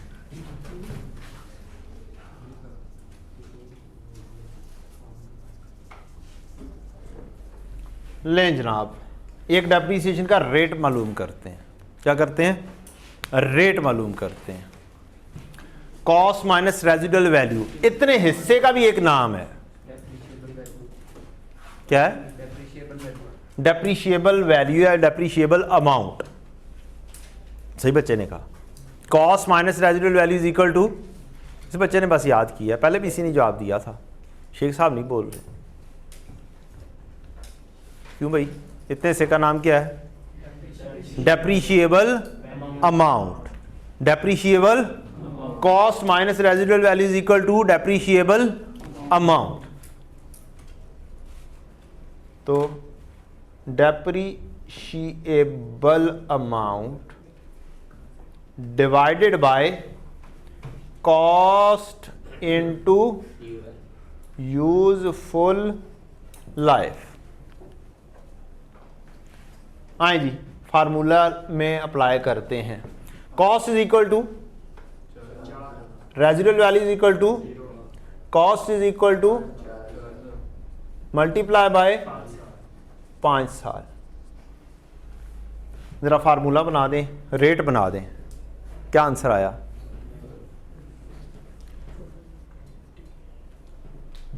$0.2 आ गया, जी 0.2। पक्की बात है? हाँ जी 20% आया। अब बोलें जी, अब बोलो 20% ही आया ना। अच्छा, अब ये है दूसरा फार्मूला। क्या है? जब आपको रेट गिवन होगा, जब आपको रेट गिवन होगा तो अब आप क्या करेंगे? डेप्रीसिएशन का फार्मूला चेंज हो जाएगा। क्या हो जाएगा? डेप्रीसिएशन का फार्मूला क्या पढ़ा आपने? Cost minus residual value divided by useful life. ठीक है जी। अब हमने इस यूजफुल लाइफ को भी और डेप्रीशिएबल अमाउंट को भी सारी की सारी चीजों को इकट्ठा किया और एक रेट के अंदर जम कर दिया। क्या कर दिया? रेट के अंदर जम कर दिया है और आंसर मेरा आ गया है 0.2 या फिर 20%। तो हमारा फार्मूला डेप्रीसिएशन का अंडर स्ट्रेट लाइन चेंज हो जाएगा और फार्मूला बन जाएगा कॉस्ट इनटू रेट। क्या बन जाएगा? Cost into rate. कॉस्ट कितनी मेरी? 4000। रेट कितना मेरा? आंसर कितना? नीचे आपने depreciation under straight line, under straight line method. Depreciation expense cost into rate. 4000.2 कितना आया? 800 ही आया। और पक्की बात है? और बोलो सुकून है। अब हमारा स्ट्रेट लाइन के फार्मूलाज क्या हो गए? खत्म हो गए। स्ट्रेट लाइन के क्या हो गए? फार्मूलाज क्या हो गए? खत्म हो गए। सर ये रेट ऑफ डेप्रिसिएशन होता है? जी, rate of depreciation. It's a rate of depreciation. अब फार्मूला सारे हर चीज के क्या करने हैं? अलग-अलग याद रखने हैं। ये हमें रेट क्या है? सारे मेथड्स के डेप्रीसिएशन के फार्मूलाज वगैरह क्या करने हैं? याद रखने हैं। ये सारी चीजें याद रखनी पड़नी है। क्वेश्चन में देखना पड़ेगा सबसे पहले मेथड कौन सा है। 4 मेथड थे ना। Straight line. सबसे पहले क्या देखना पड़ेगा? मेथड क्या है, खरीदा कब था, लाइफ क्या है क्या नहीं है। उस फार्मूले से रिलेटेड चीजों को एक्सट्रैक्ट करना पड़ेगा। ये पीएससी लेवल पे भी यही 2 यूज होंगे, स्ट्रेट लाइन और डिक्लाइन मेथड। पीआरसी पे लेवल पे 4 मेथड बताए हैं। अच्छा, वहाँ पे 2 होंगे एफआर। नहीं, वहां पे भी 4 ही होंगे। ज्यादातर ये होंगे। ज्यादातर तो हर जगह पे यही होते हैं 2, स्ट्रेट लाइन और reducing balance method. 2 formulas routine में अंदर सबसे ज्यादा इस्तेमाल होते हैं। और ठीक है, कैरिंग अमाउंट का फार्मूला क्या है? कैरिंग अमाउंट का फार्मूला एसेट की कॉस्ट माइनस एक्यूमुलेटेड डेप्रीसिएशन। कितने में खरीदा और उसकी कितनी एक्यूमुलेटेड डेप्रीसिएशन हो गई। ये तो नहीं भूलना चाहिए। ये तो भूलने वाला नहीं है ना। क्यों जी? ये तो जाके अम्मी को भी सुनाना है आपने। हाँ, तलाश भी तो करनी है ना आपने। पहला फार्मूला स्ट्रेट लाइन का कौन सा? डेप्रीसिएशन का, cost minus residual value divide bye useful life. ठीक। एक फार्मूला ये, एक फार्मूला कॉस्ट इनटू रेट। एक फार्मूला वो और एक फार्मूला ये। इसका फार्मूले के तहत जाएंगे तो cost minus residual value divide bye cost into useful life करेंगे तो क्या आ जाएगा? रेट आ जाएगा। और रेट से क्या करेंगे? कॉस्ट को मल्टीप्लाई करेंगे तो क्या आ जाएगा? आंसर आ जाएगा। ठीक, बात समझ लग गई? अच्छा, अब बात चूंकि एमसीक्यूज की आएगी। क्या आएगी?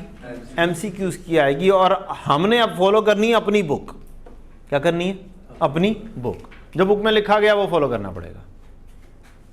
अगर बुक ना होती तो हम मस्तियां करके कुछ भी कर सकते थे। ठीक है ना? तो पुराने जमाने में जो रेट है ना स्ट्रेट लाइन का, वो एक और अंदाज से निकाल लिया जाता था। क्या कर दिया जाता था, रेट एक और अंदाज से निकाल दिया जाता था। एमसीक्यू के अंदर वो वाला फार्मूला भी लिखा हुआ हो सकता है जो कि अब क्या हो जाएगा, गलत हो जाएगा। अब क्या हो जाएगा, गलत हो जाएगा। वो फार्मूला क्या था, हम इतने हिस्से को निकाल देते थे, अलग कर देते थे, और 1 ओवर यूजफुल लाइफ को क्या कर लेते थे, रेट बना देते थे। डेप्रिसिएशन का फार्मूला इतना अलग किया, इस फार्मूले को ऐसे लिख दिया, cost minus residual value into 1 over useful life, और इसको हम बोल देते थे 1 ओवर यूजफुल लाइफ जो है ये रेट है। 1/5 करें तो क्या आ जाएगा, आंसर आ जाए।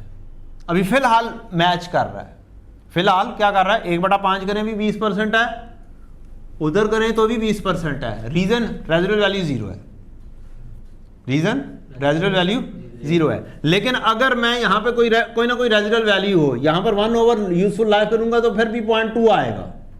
क्या आएगा, 0.2 आएगा। लेकिन उधर से क्या करूंगा, इधर रेजिडुअल वैल्यू रख दूंगा तो ये 0.2 नहीं आएगा। कैलकुलेट करके चेक करो, कैलकुलेट करके चेक करो। 4000 में से 200 निकाल दो, 3800 को तकसीम करो 4000 ज़रब 5 से, तो आंसर कुछ और आ रहा होगा, 0.2 नहीं आएगा। ठीक है जी, ऐसे ही है। और फार्मूला अब नया जो हमें मिला हुआ है वो मिला हुआ है कॉस्ट इनटू रेट करने का। पहले हम किसी और तरीके से कर दिया करते थे।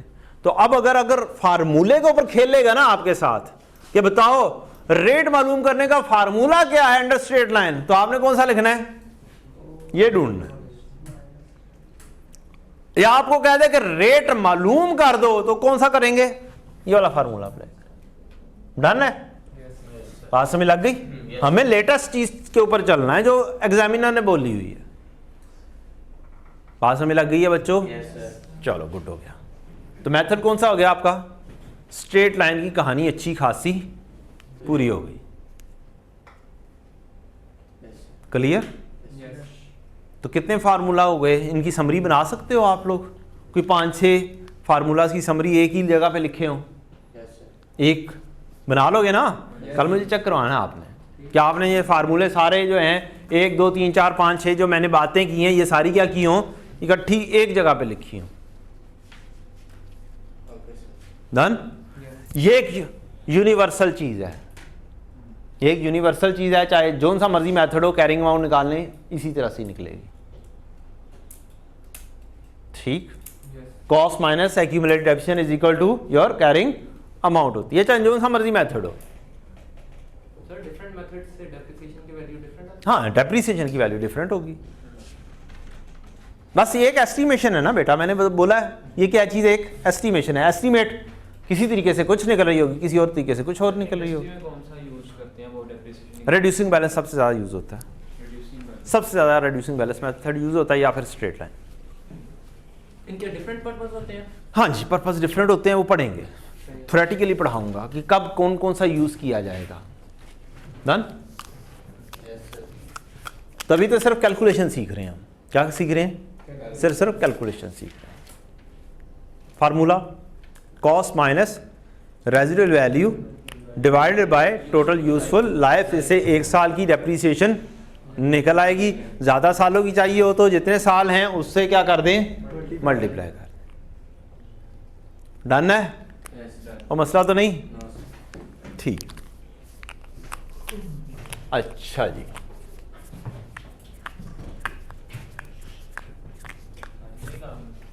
क्या मतलब है, कहना क्या चाहते हो भाई तुम? यार कोई शायर भाई थे हमारे, छुट्टियों पे क्यों रहे हैं यार आप? हम उदास फिरते रहे सदियों की शामों में, हैं? सर आप भी शेर मारे। मैंने उसको यार थोड़ा सा इंट्रोड्यूस तो करना है ना, ऐसे ही है ना कुछ शेर? हो सकता है, बना लेते हैं। नहीं तो उदास फिरते रहे गर्मियों की शामों में कि सर्दियों की शामों में? सर्दियों की शामों में। आगे क्या है जी? अच्छा, गर्मियों की शामों में। सर्दियों में तो ठंड होती है, जैकेट पहन के रज़ाई में बैठे होंगे। गर्मियों की शामों में उदास फिरेंगे ना बाहर निकल के, सर्दियों में तो ठिठर के रज़ाई में बैठ जाओगे। तो फिर शायर ने अगर सदिये बोला ना तो फिर गलत बोला उसने। अच्छा जी, एनी क्वेश्चन टिल नाउ? कोई नहीं, चक्कर ही कोई नहीं, पहले से ही आता सब कुछ। सर एवं रिपीट ही हो रहा है। शेख साहब आज फिर टेस्ट में क्या होगा फिर? सही होगा। इंशाल्लाह इंशाल्लाह। वो बड़ा मुश्किल, टेंशन ही नहीं लेनी आपने। सिर्फ एक क्वेश्चन है, मौजें करें, सिर्फ एक क्वेश्चन, मौजें। तो मैंने बेटा जो MCQs लिखे होते हैं उसके भी टॉप पे एक ही क्वेश्चन नंबर 1 ही लिखा होता है, वो आगे उसके पार्ट्स होते हैं।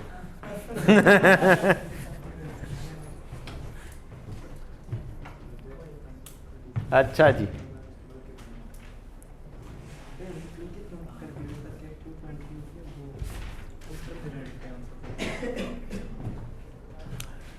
कैमरामैन भाई एक काम कीजिएगा, यहाँ से शुरू करें और वो वहाँ तक फोकस करके एक दफ़ा बच्चों के लिए क्या बना दें। जी बेटा। ये 4000 है। हाँ, शुरू 4000 से हो। शुरू 4000 से। डेप्रिसिएशन से वैल्यू तो कम हो गई इसकी। हाँ। तो यहाँ पे दोबारा 4000 लिखी। कहाँ पे?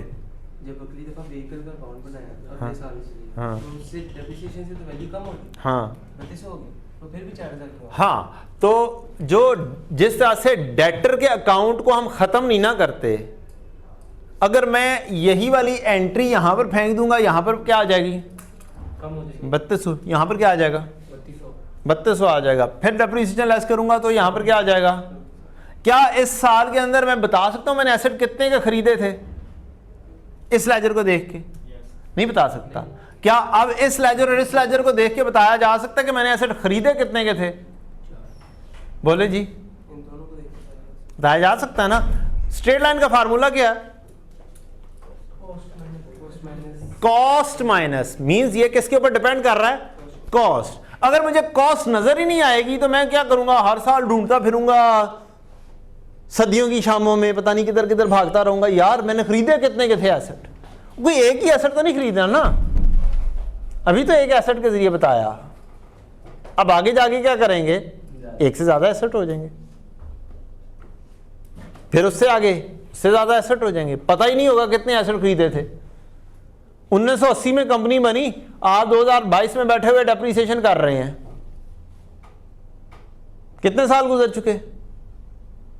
40, 42, 43 साल। अब फार्मूला स्ट्रेट लाइन रखा हुआ है तो क्या करोगे? 40 साल पुराने लेजर्स तो नहीं फरोलोगे ना। अगर मेरे पास क्या चीज मौजूद होगी?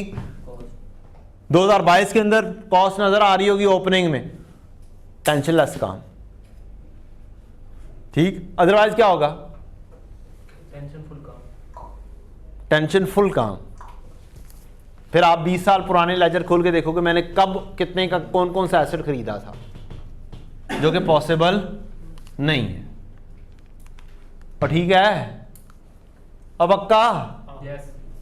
ठीक है, क्वेश्चन अगला बनाएं, करें थोड़ा सा काम। चलें जी, यहां पर हम कहते हैं on 1 January 2018 a vehicle purchase for rupees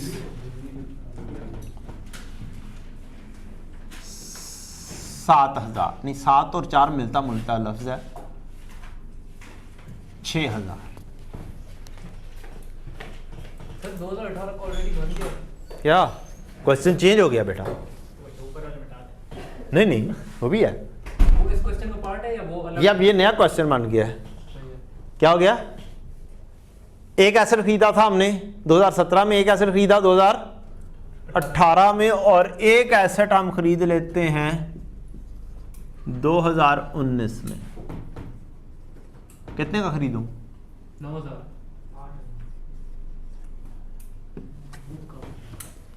ठीक है जी। अब मेरा एसेट अकाउंट कैसे बन जाएगा? इनको इन दोनों अकाउंट को छोड़ दें। इंडिपेंडेंट अकाउंट कौन सा है हमारा? एसेट का अकाउंट कौन सा है? जिसकी बेसिस के ऊपर क्या होनी है? डेप्रिसिएशन की कैलकुलेशन होनी है। क्या मैंने 2018 में एक एसेट खरीदा? तो फिर मेरे 2018 में एक एंट्री आ जाएगी व्हीकल, डेबिट और कैश कितने से? 6000 से। 1 जनवरी 18 को मेरे कैरिंग डाउन कितना हो जाएगा? 6 जमा 4 10,000 हो जाएगा। 1 जनवरी 19 पर ओपनिंग कितना होगा? 10,000 होगा। और एक और एसेट 1 जनवरी 19 पर खरीदा गया, कितने का? मेरी कैरिंग अमाउंट, इसकी कैरिंग अमाउंट, इसकी कैरेट डाउन वैल्यू 15,000। ठीक, मुझे सिर्फ 2019 की डेप्रिसिएशन कैलकुलेट कर दें। सिर्फ कौन से साल की? 2019 की। सालों की यूजफुल वैल्यू 5 ही है। सबका 5 साल ही है। कौन से साल की करनी है?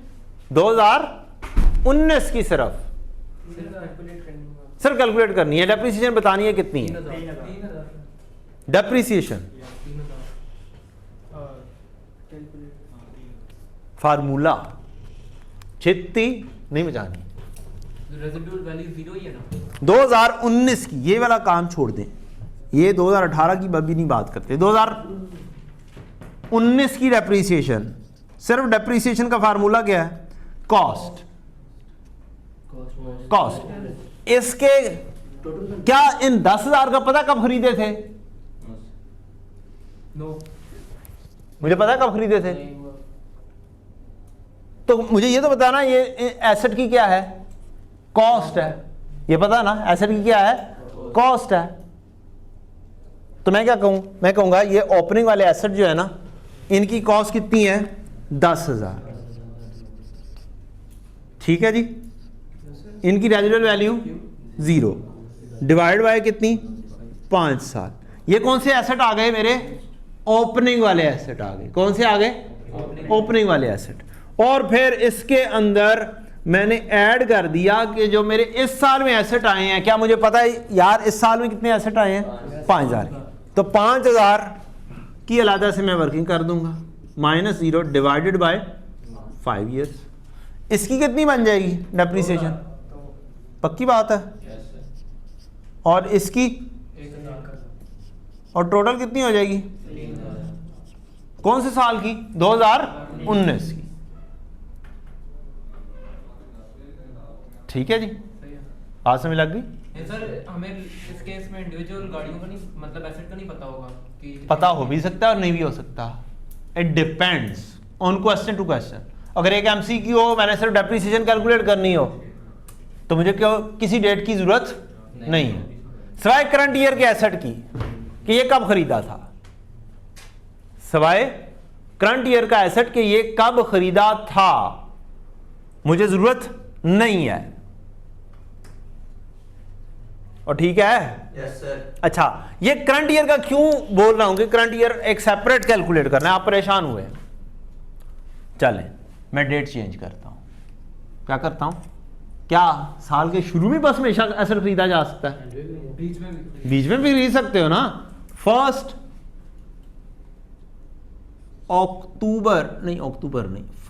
अगस्त 2019 को मैंने एसेट खरीदा। अब क्या करूं? मेरा यहां पर क्या आएगा? 1 अगस्त 19। अब इनका तो पता है यार, ये पिछले सालों में खरीदे थे, ये तो मेरे साथ पूरा साल मौजूद रहे हैं। ठीक, इनकी तो पूरे साल की डेप्रिसिएशन होनी है। क्या इसकी भी पूरे साल की होनी है? या ये कम साल से कुछ कम करसे के लिए आए हैं? 8 माह इसको हमने यूज किया। 8 माह हमने यूज किया ना, तो इसकी 8 माह की डेप्रिसिएशन आनी चाहिए ना इस साल के अंदर। 4 माह यूज किया। हाँ, 4 माह यूज किया, 4 भी नहीं 5। अगस्त, सितंबर, अक्टूबर, नवंबर, दिसंबर, 5 महीने यूज किया। तो इसका मतलब है मुझे क्या करना है? 5 महीने की बस डेप्रिसिएशन लेनी है। फिर मैं क्या करूंगा? इसके अंदर n/12, n क्या है? नंबर ऑफ मंथ जो मैंने यूज किए, कितने? 5। इसको मैं क्या कर दूंगा? 5 तक़सीम 12। बात समझ लग गई जी? मैथ्स की समझ लग गई कहानी यस। कि क्यों मैंने सेपरेट किया था। साल के पहले दिन होता तो फिर तो कोई टेंशन नहीं थी, मैं इकट्ठा भी कर देता, लेकिन साल के बाद भी तो आ सकता है ना। तो ओपनिंग वाले एसेट्स को क्या कर दिया मैंने अलहदा, और बाद वाले एसेट्स को क्या कर दिया मैंने अलहदा, जिस साल में खरीदे। बात समझ लग गई है जी। n ओवर 12, n अगस्त, सितंबर, अक्टूबर, नवंबर, दिसंबर, 5 महीने मैंने क्या किया, इसे यूज किया, तो फिर 5 महीने की डेप्रीसिएशन आनी चाहिए। बात क्लियर है? ओपनिंग एसेट्स की डेप्रीसिएशन प्लस जो करंट ईयर में एडिशन हुई है उसकी डेप्रीसिएशन। ठीक है जी। सर ऐसा भी हो सकता है कि डे भी डिफरेंट हो, मतलब यकम के अलावा हम लोग किसी और हो सकता है, अभी या उसकी टेंशन नहीं ले, वो FAR 1 में ज़्यादा टेंशन है, अभी ऐसा जितनी टेंशन नहीं है। ये फाइनेंशियल पोजीशन में कॉस्ट तो 15,000 लिखी जाएगी फिर। हाँ सब्र करो, मैं लेकर आता हूँ, पूरा क्वेश्चन करवाता हूँ। क्या करवाता हूँ? पूरा क्वेश्चन करवाता हूँ। डन हो गया जी। अब डेट फाइनल कौन सी हो गई है बेटा? यकम अगस्त। कौन सी हो गई है? यकम अगस्त। इसकी डेट चेंज करवानी है तो करवा सकते हो, होखा ना करिए। चलो ठीक है, यकम अगस्त, यकम जनवरी, 15, ये आ गया, ये आ गया, ये आ गया। अब हम कैलकुलेट करते हैं पहले साल की डेप्रीसिएशन। पहले साल में तो मसला, ये वाला लेजर भी ऐसे ही, ये वाला ओपनिंग भी ऐसे ही। इस साल की डेप्रीसिएशन बनानी है। कौन से साल की? 2018 की। सही 2018 की जरा डेट चेंज करके निकालें। यार नहीं, अभी नहीं करनी, बच्चे परेशान हो रहे हैं। इतना परेशान नहीं करना, वो आखिरी साल में परेशान हो रहे हो ना, तो इसको ना परेशानी में लो। यकम जनवरी 18, एसेट मेरे ओपनिंग में कितने हैं? 4,000, एडिशन कितनी है? 6,000। मैंने रूल रखना है अपना, ओपनिंग की अलहदा से करनी है और एडिशन की अलहदा से करनी। बात समझ लग गई है जी। ओपनिंग की डेप्रीसिएशन 2018 की, ये 2019 की थी, ये क्या थी? 19। तो 2018 की डेप्रीसिएशन, ओपनिंग में कितने एसेट्स? अब बोलो, ओपनिंग में कितने एसेट? क्या ये ओपनिंग एसेट की कॉस्ट ही है? अब बोलो, कॉस्ट ही है ना? Yes sir. तो 4,000 माइनस 0 डिवाइडेड बाय 5 जमा एडिशन कितनी? कब खरीदा? यकम जनवरी को, मींस ये भी पूरा साल।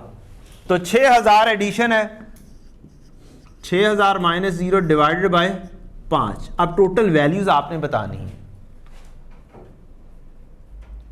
800 और 1200। 800 जमा 1200 कितने होते हैं? 2,000। ये देखिए जी, ये आ गई 2,000, और अगले साल भी 2,000 ही निकली हुई है, क्योंकि इधर भी पूरे साल की है, इधर भी पूरे साल की। ठीक है जी। 800 जमा 1200 इज इक्वल टू 2,000। तो मैं एंट्री इस 2,000 की क्या पास करूंगा? Depreciation expense debit, accumulated depreciation कितने से? 2,000 से हो जाएगी। और मेरी कैरिंग अमाउंट कितनी हो जाएगी? 2,800। सीडी कितना हो जाएगा? 2,800। सीडी 2,800 है तो ओपनिंग कितना होगा? अब बोलो। 250।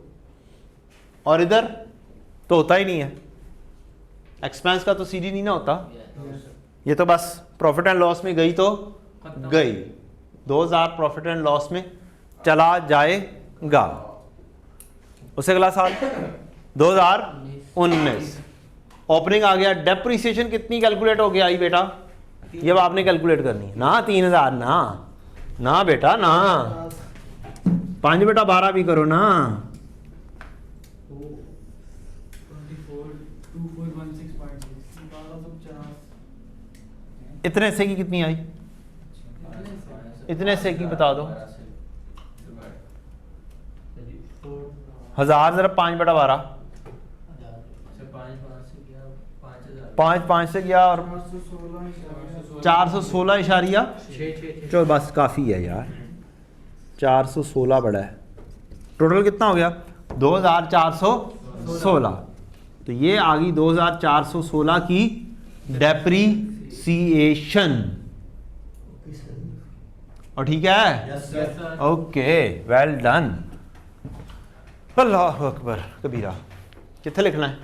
2416।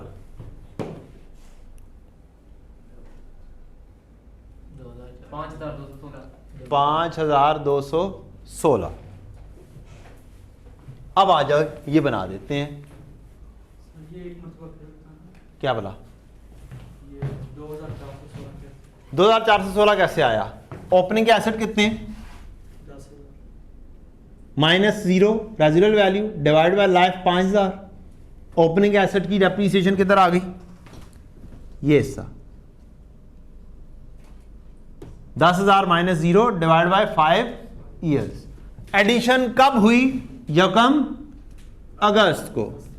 तो इसका मतलब है मेरे साल में 31 दिसंबर तक ये चला, अगस्त, सितंबर, अक्टूबर, नवंबर और दिसंबर। कितने महीने? 5 महीने। एक साल की डेप्रीसिएशन निकालनी हो तो 5000 माइनस 0 डिवाइड बाय 5, एक साल की डेप्रीसिएशन। मुझे चाहिए अब कम की, तो n/12 किया, 5/12 किया, तो ये कम की आ गई, 5 महीनों की डेप्रीसिएशन आ गई। और ठीक है, कहानी खत्म। 416 2000 जमा 416 2416। तो हमने एंट्री पास कर दी, depreciation debit, accumulated depreciation credit 2416। ये कितना हो गया? 5216। इसको कहते हैं कॉम्प्लिकेटेड क्वेश्चन, मुश्किल सवाल, थोड़ा सा मुश्किल सवाल। इब्तिदाई इश्क है, होता है क्या? आगे आगे देखिए होता है क्या। FAR1 में आगे जाके मज़े आएंगे। यहाँ पे तो इतना मुश्किल क्वेश्चन भी नहीं है। यहाँ पे तो सादा सादा इधर उधर इधर उधर इधर उधर खेल, MCQ, ये गई वो गई ओ गई ओ गई।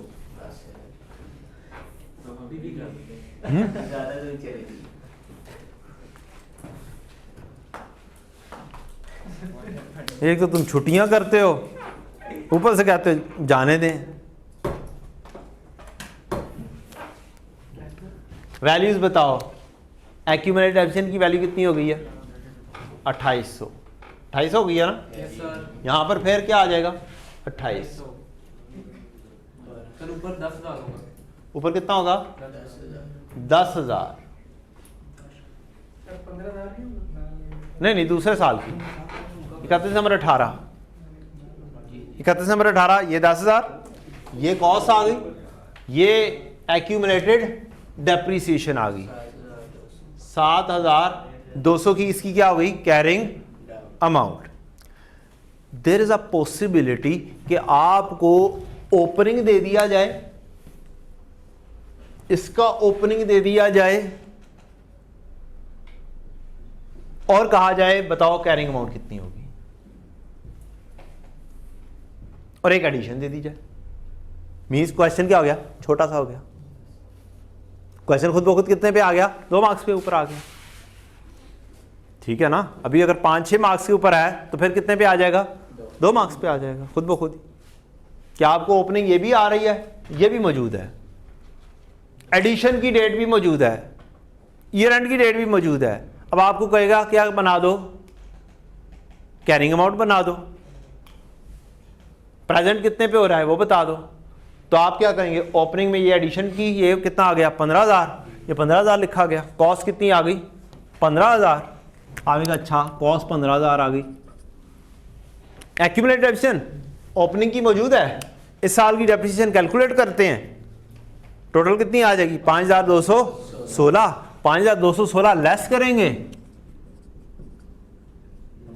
तो क्या आ जाएगी? 9,784।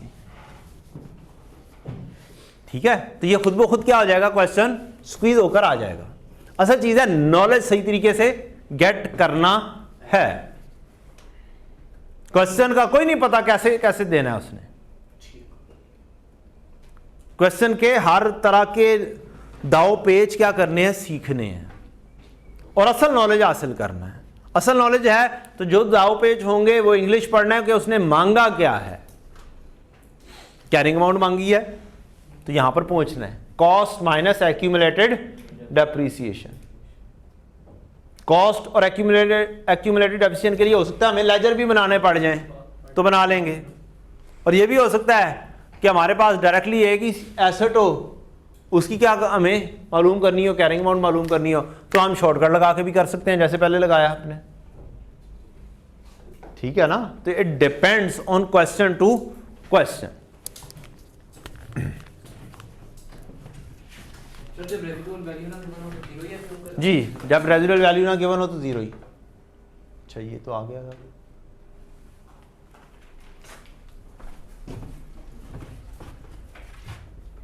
आ जा भाई।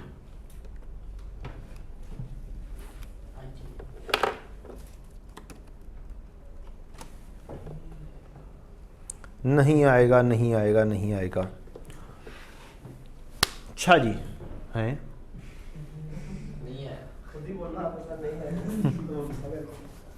वो सही कर गया यार ये तो। ओ यस आ गया फार्मूला एक अदद। आप अपने पास भी जाएंगे, स्टडी टेक्स्ट में भी जाकर देखेंगे तो यही वाले फार्मूलाज लिखे होंगे, बस स्टाइल थोड़ा सा हो सकता है क्या हो, लिखने का अंदाज डिफरेंट हो। ये मैंने अपनी बुक का पेज खोला है, सर आपकी बुक कहाँ तक पहुँची है? यहीं भी है। हमारे तक कब पहुँची? ये देखो ना, अब आपके पास जो बुक है उसके अंदर इस तरह की मस्तियाँ नहीं हुई हुई जो मेरे पास हुई हुई हैं।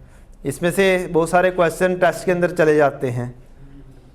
ये देखें ना, ये देखें, ठीक है, आपके पास ये बस लिखा हुआ है यहाँ तक इतना सा, नीचे एमसीक्यूज नहीं है।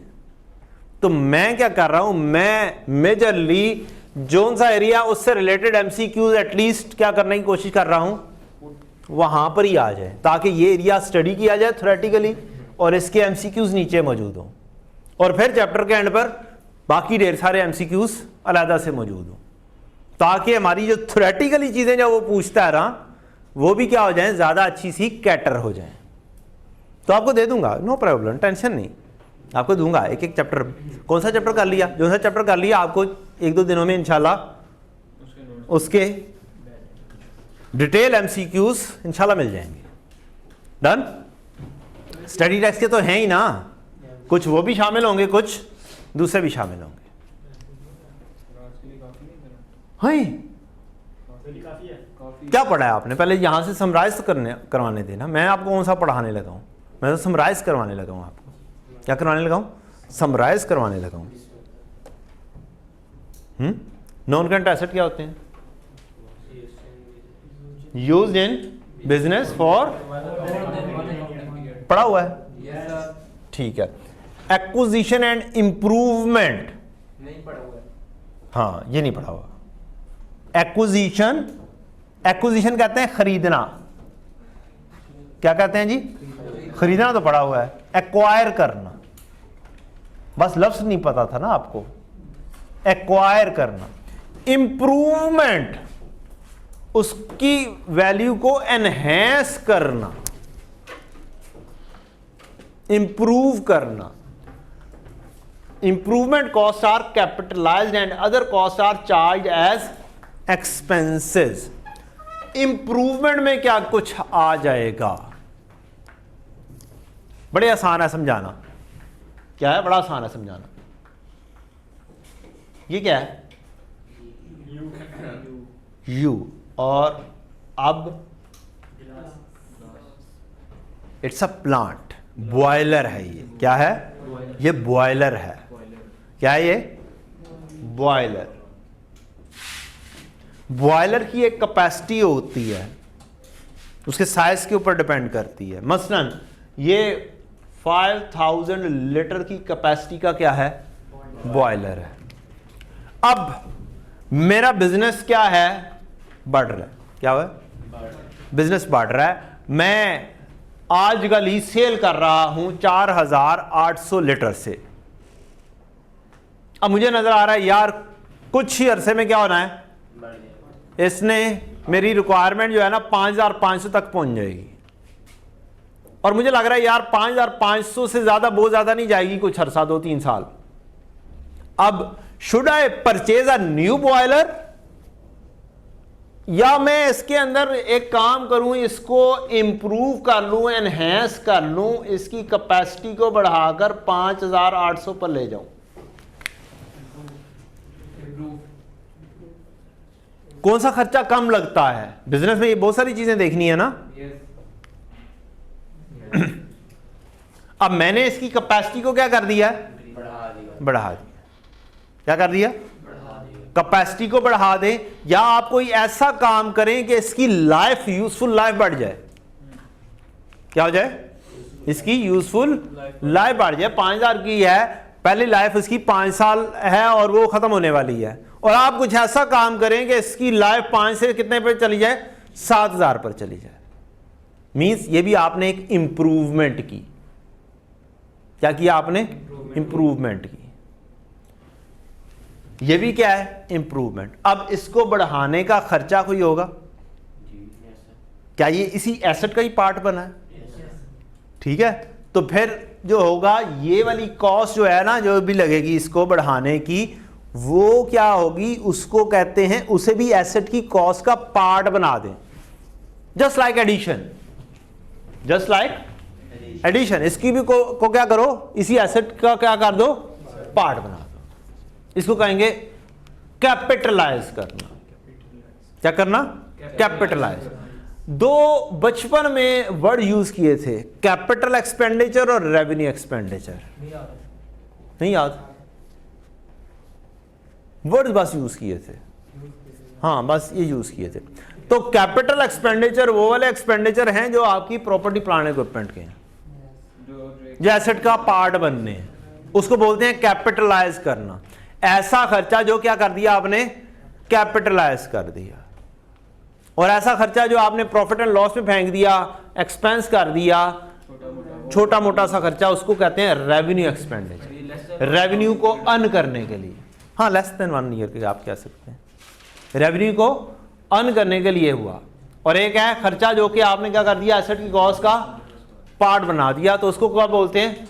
Capital expenditure. बात समझ लग गई जी? एड अप कर दिया।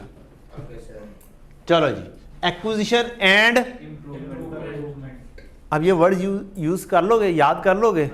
अब ये वर्ड्स याद करने पड़ने, ये थ्योरी है। मेरे पास से आपको एक चीज मिल जाएगी कि ये आपको अंडरलाइनिंग, बोल्ड, हाईलाइट वो मिल जाएंगे।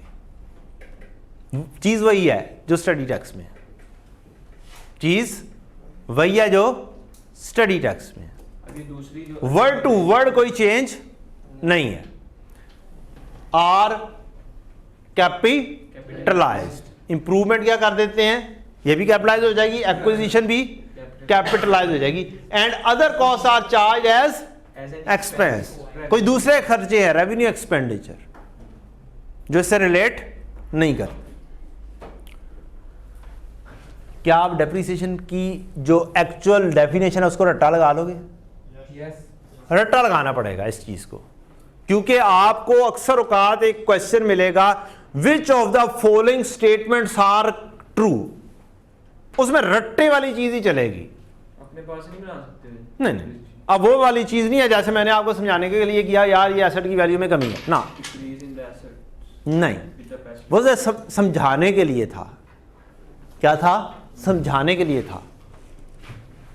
पेपर में अगर लिखा हुआ आएगा विच स्टेटमेंट इज करेक्ट, एक वो एसेट की वैल्यू में कमी और एक ये वाली लिखी हो, depreciation represents how much of an asset value has been used up, एक ये लिखा हुआ है, ये वाली सही लिखा हुआ है, depreciation is an accounting method of allocating the cost of a tangible. किसको बोलते हैं? जिसको देखा जा सके, जिसे touch non current asset over it's useful life. ये तकरीबन फार्मूला ही लिखा हुआ है। क्या लिखा हुआ है? तकरीबन क्या है? फार्मूला ही लिखा हुआ है। अकाउंटिंग मेथड है allocating the cost of intangible asset over it's useful life. ये एलोकेटेड भी समझ लें। मैंने 4000 में से एलोकेट कितना कर दिया, इसे प्रॉफिट एंड लॉस में भेज दिया मैंने 800। क्या किया? ये मैंने रेवेन्यू के अर्न करने में इस एसेट को इस्तेमाल किया है। बोले जी, यस सर। और कोई प्लांट लगाया तो उसे कोई चीज बना के ही बेच रहा हूं ना, तो इसका मतलब है प्लांट की वैल्यू की जो कमी हुई है वो कहां पे जानी चाहिए? एक्सपेंसेस में जानी चाहिए, और वही हम लेकर गए हैं। और इसको कहेंगे एलोकेट करना, अपनी कॉस्ट को कहां पर? ओवर इज यूजफुल लाइफ, इसे एलोकेट करना। एक दूसरा है how much of an assets value has been used up. एक तीसरा है depreciating asset helps entities measure financial performance. Financial performance बोलते हैं प्रॉफिट एंड लॉस को। किसको बोलते हैं? Profit and loss. सौकी का दूसरा नाम है फाइनेंशियल परफॉर्मेंस। ये लिख लें अपने पास, ये चीजें यहां पर अब ये वाली रट्टे वाली चीजें अब डिस्कस हो रही हैं थोड़ी सी, इनको रट्टा लगाना पड़ेगा। Financial performance means profit and loss या सौकी। तो depreciating asset helps entities measure financial performance, help करती है कि एंटिटी अपना प्रॉफिट एंड लॉस बनाए by comparing revenue earned by utilising an asset and expensing a portion of assets cost each year. हर साल एसेट की वैल्यू में क्या क्या कुछ अमाउंट निकालो और किधर लेकर आओ? प्रॉफिट एंड लॉस में लेकर आओ। तो सही वाला प्रॉफिट एंड लॉस बनाने में ये मदद देती है। और आगे क्या है जी? कितने मेथड हैं? 4 मेथड। कितने मेथड? 4 मेथड। पहला मेथड क्या जी? Straight line method. वो बेटा जी कैमरे में नजर आ रहा है कि नहीं? कैसे एनहेंस किया जाए? ले जी कर दिया मैंने आपके कहने पे। Straight line method, recognising depreciation, इसका मतलब evenly throughout useful life. इसका मतलब सर एक जितनी होती है, एक जितनी, वो उधर जो पड़ा था एक जैसी 800 रुपया, इवनली एक जैसा।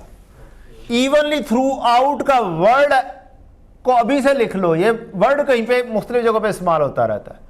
एक जैसा, हर साल एक जैसा, evenly throughout useful life. अगर लिखा हो evenly throughout the year तो मतलब होगा हर महीने एक जैसा। Evenly throughout a quarter means हर महीने हर क्वार्टर में एक जैसा, हर दिन एक जैसा। क्वार्टर 3 को नहीं कहते? क्वार्टर 3 महीनों को बोलते हैं, 3 महीने। पुत्र जी 4/4 इज इक्वल टू क्वार्टर। साल का क्वार्टर 3 महीने। रिड्यूसिंग बैलेंस मेथड, इसका तरीका का डिफरेंट है। इसमें हर साल क्या होती रहती है? डेप्रिसिएशन कम होती रहती है। क्या होती रहती है? कम होती रहती है। तीसरा मेथड है यूनिट ऑफ प्रोडक्शन मेथड, जिसको मैंने आउटपुट मेथड बोला था। आप क्या नाम यूज करेंगे? Units of production. आप आउटपुट उस तरीके से यूज नहीं करेंगे। यूजेज बेसिस के ऊपर ये चलता है, कितना यूज किया आपने। इस नाम का तो पता है, सम ऑफ ईयर डिजिट मेथड। इसमें भी हर साल कम होती रहती है। तो 2 मेथड ऐसे हैं जिसमें हर साल क्या होती रहती है? कम होती रहती है, एक एक साल में आगे जाके कम होती रहती है। और ये वाला मेथड है जिसमें एक जैसी रहती है।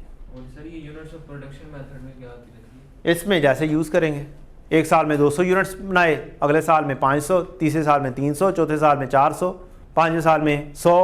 तो यह ज़िगज़ैग पता नहीं, कुछ नहीं पता,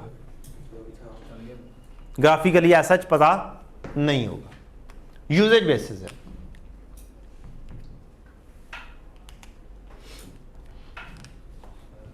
चलो बस नाम याद करें। क्या करें? नाम याद करें। Non current asset, yes non current asset, ये पढ़ के हम छोड़ते हैं। फिर नॉन करंट एसेट क्या होते हैं? जिसकी जो एक साल से एक पहले साल यूज या 1 साल से कम। अब नॉन करंट एसेट में एक तो पढ़े थे प्रॉपर्टी, प्लांट एंड, क्या कोई और भी हो सकते हैं या नहीं? अब ये मसला है। Asset have a long useful life,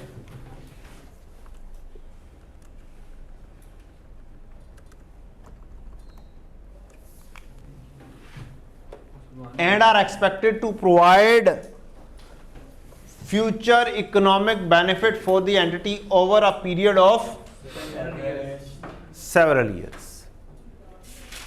non current asset कौन से एसेट्स हैं?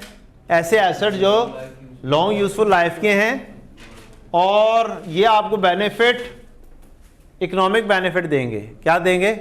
Economic benefit means financial benefit over a period of काफी साल, several years. Non-current asset may be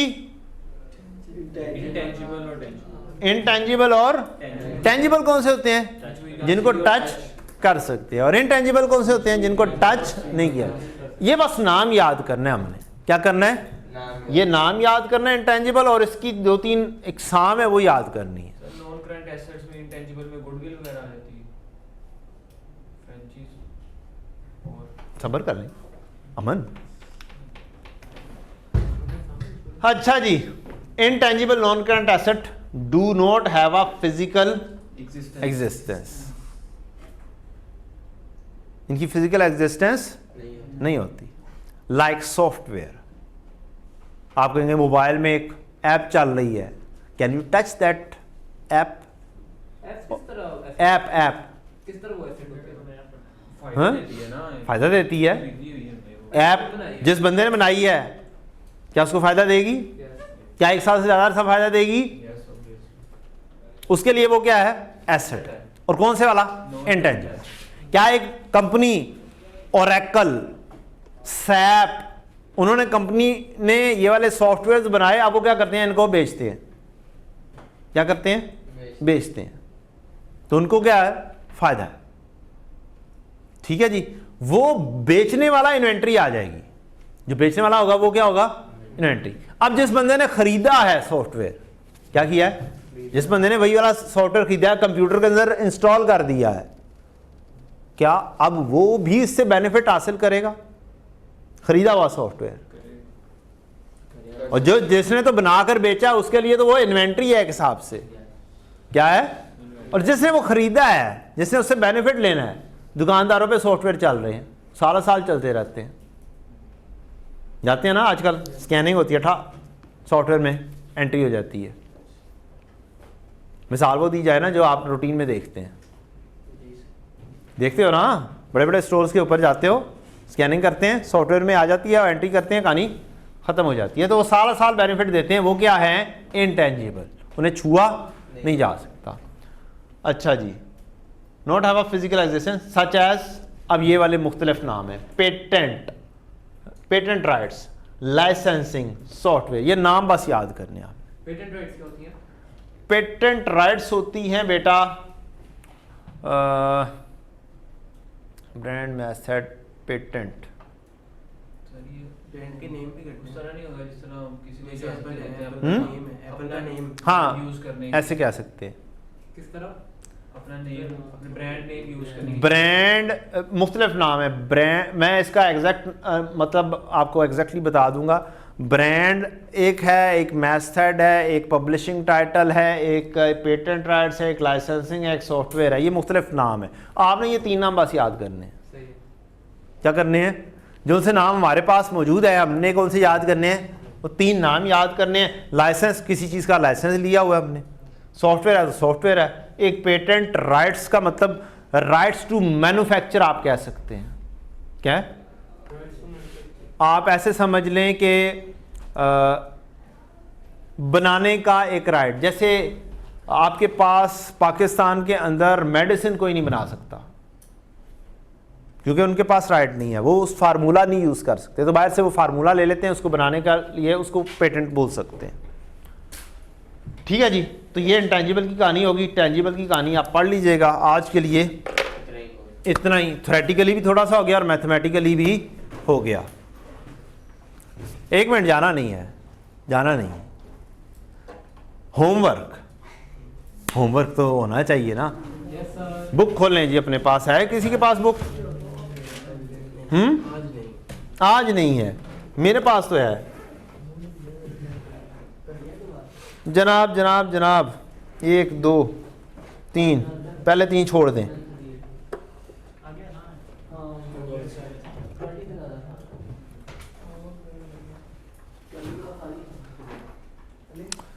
example number 4,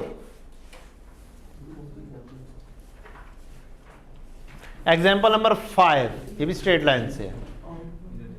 example number 6 किससे है जी? स्ट्रेट से ही है, सेकंड लाइन में शुरू में।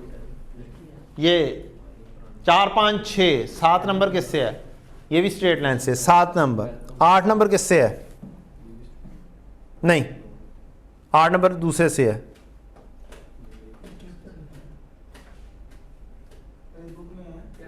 जी जी, ये भी रेड्यूसिंग है। तो ये एग्जाम्पल नंबर 4 5 6 और 7, ये होमवर्क।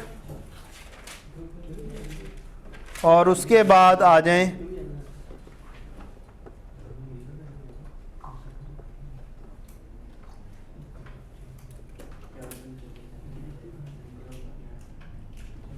Example number 20, Diana.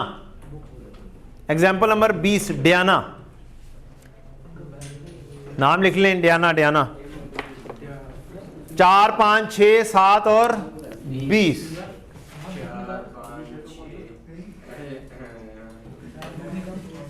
सब्र करो, जाते किधर हो?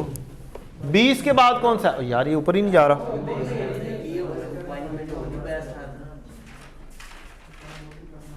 21।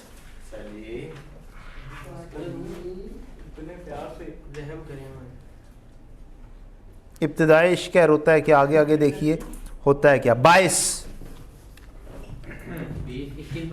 20 21 22। उम्मीद है ये सारी स्ट्रेट लाइन से ही मिलेंगी आपको। हाँ, तो कल ही मैं चेक करूंगा ये बेटा। ये 4 जो है ये 3-3 मिनट की एग्जांपल्स हैं और ये 15-15 मिनट के। मीन्स 1 घंटे का आपको काम दिया सिर्फ मैंने जी। क्या ये स्टडी टेक्स्ट की है मोबाइल के अंदर जो है? हाँ हाँ हाँ, डेप्रिसिएशन का चैप्टर है। 4 5 6 7 20 21 22। Thank you very much. अस्सलाम वालेकुम।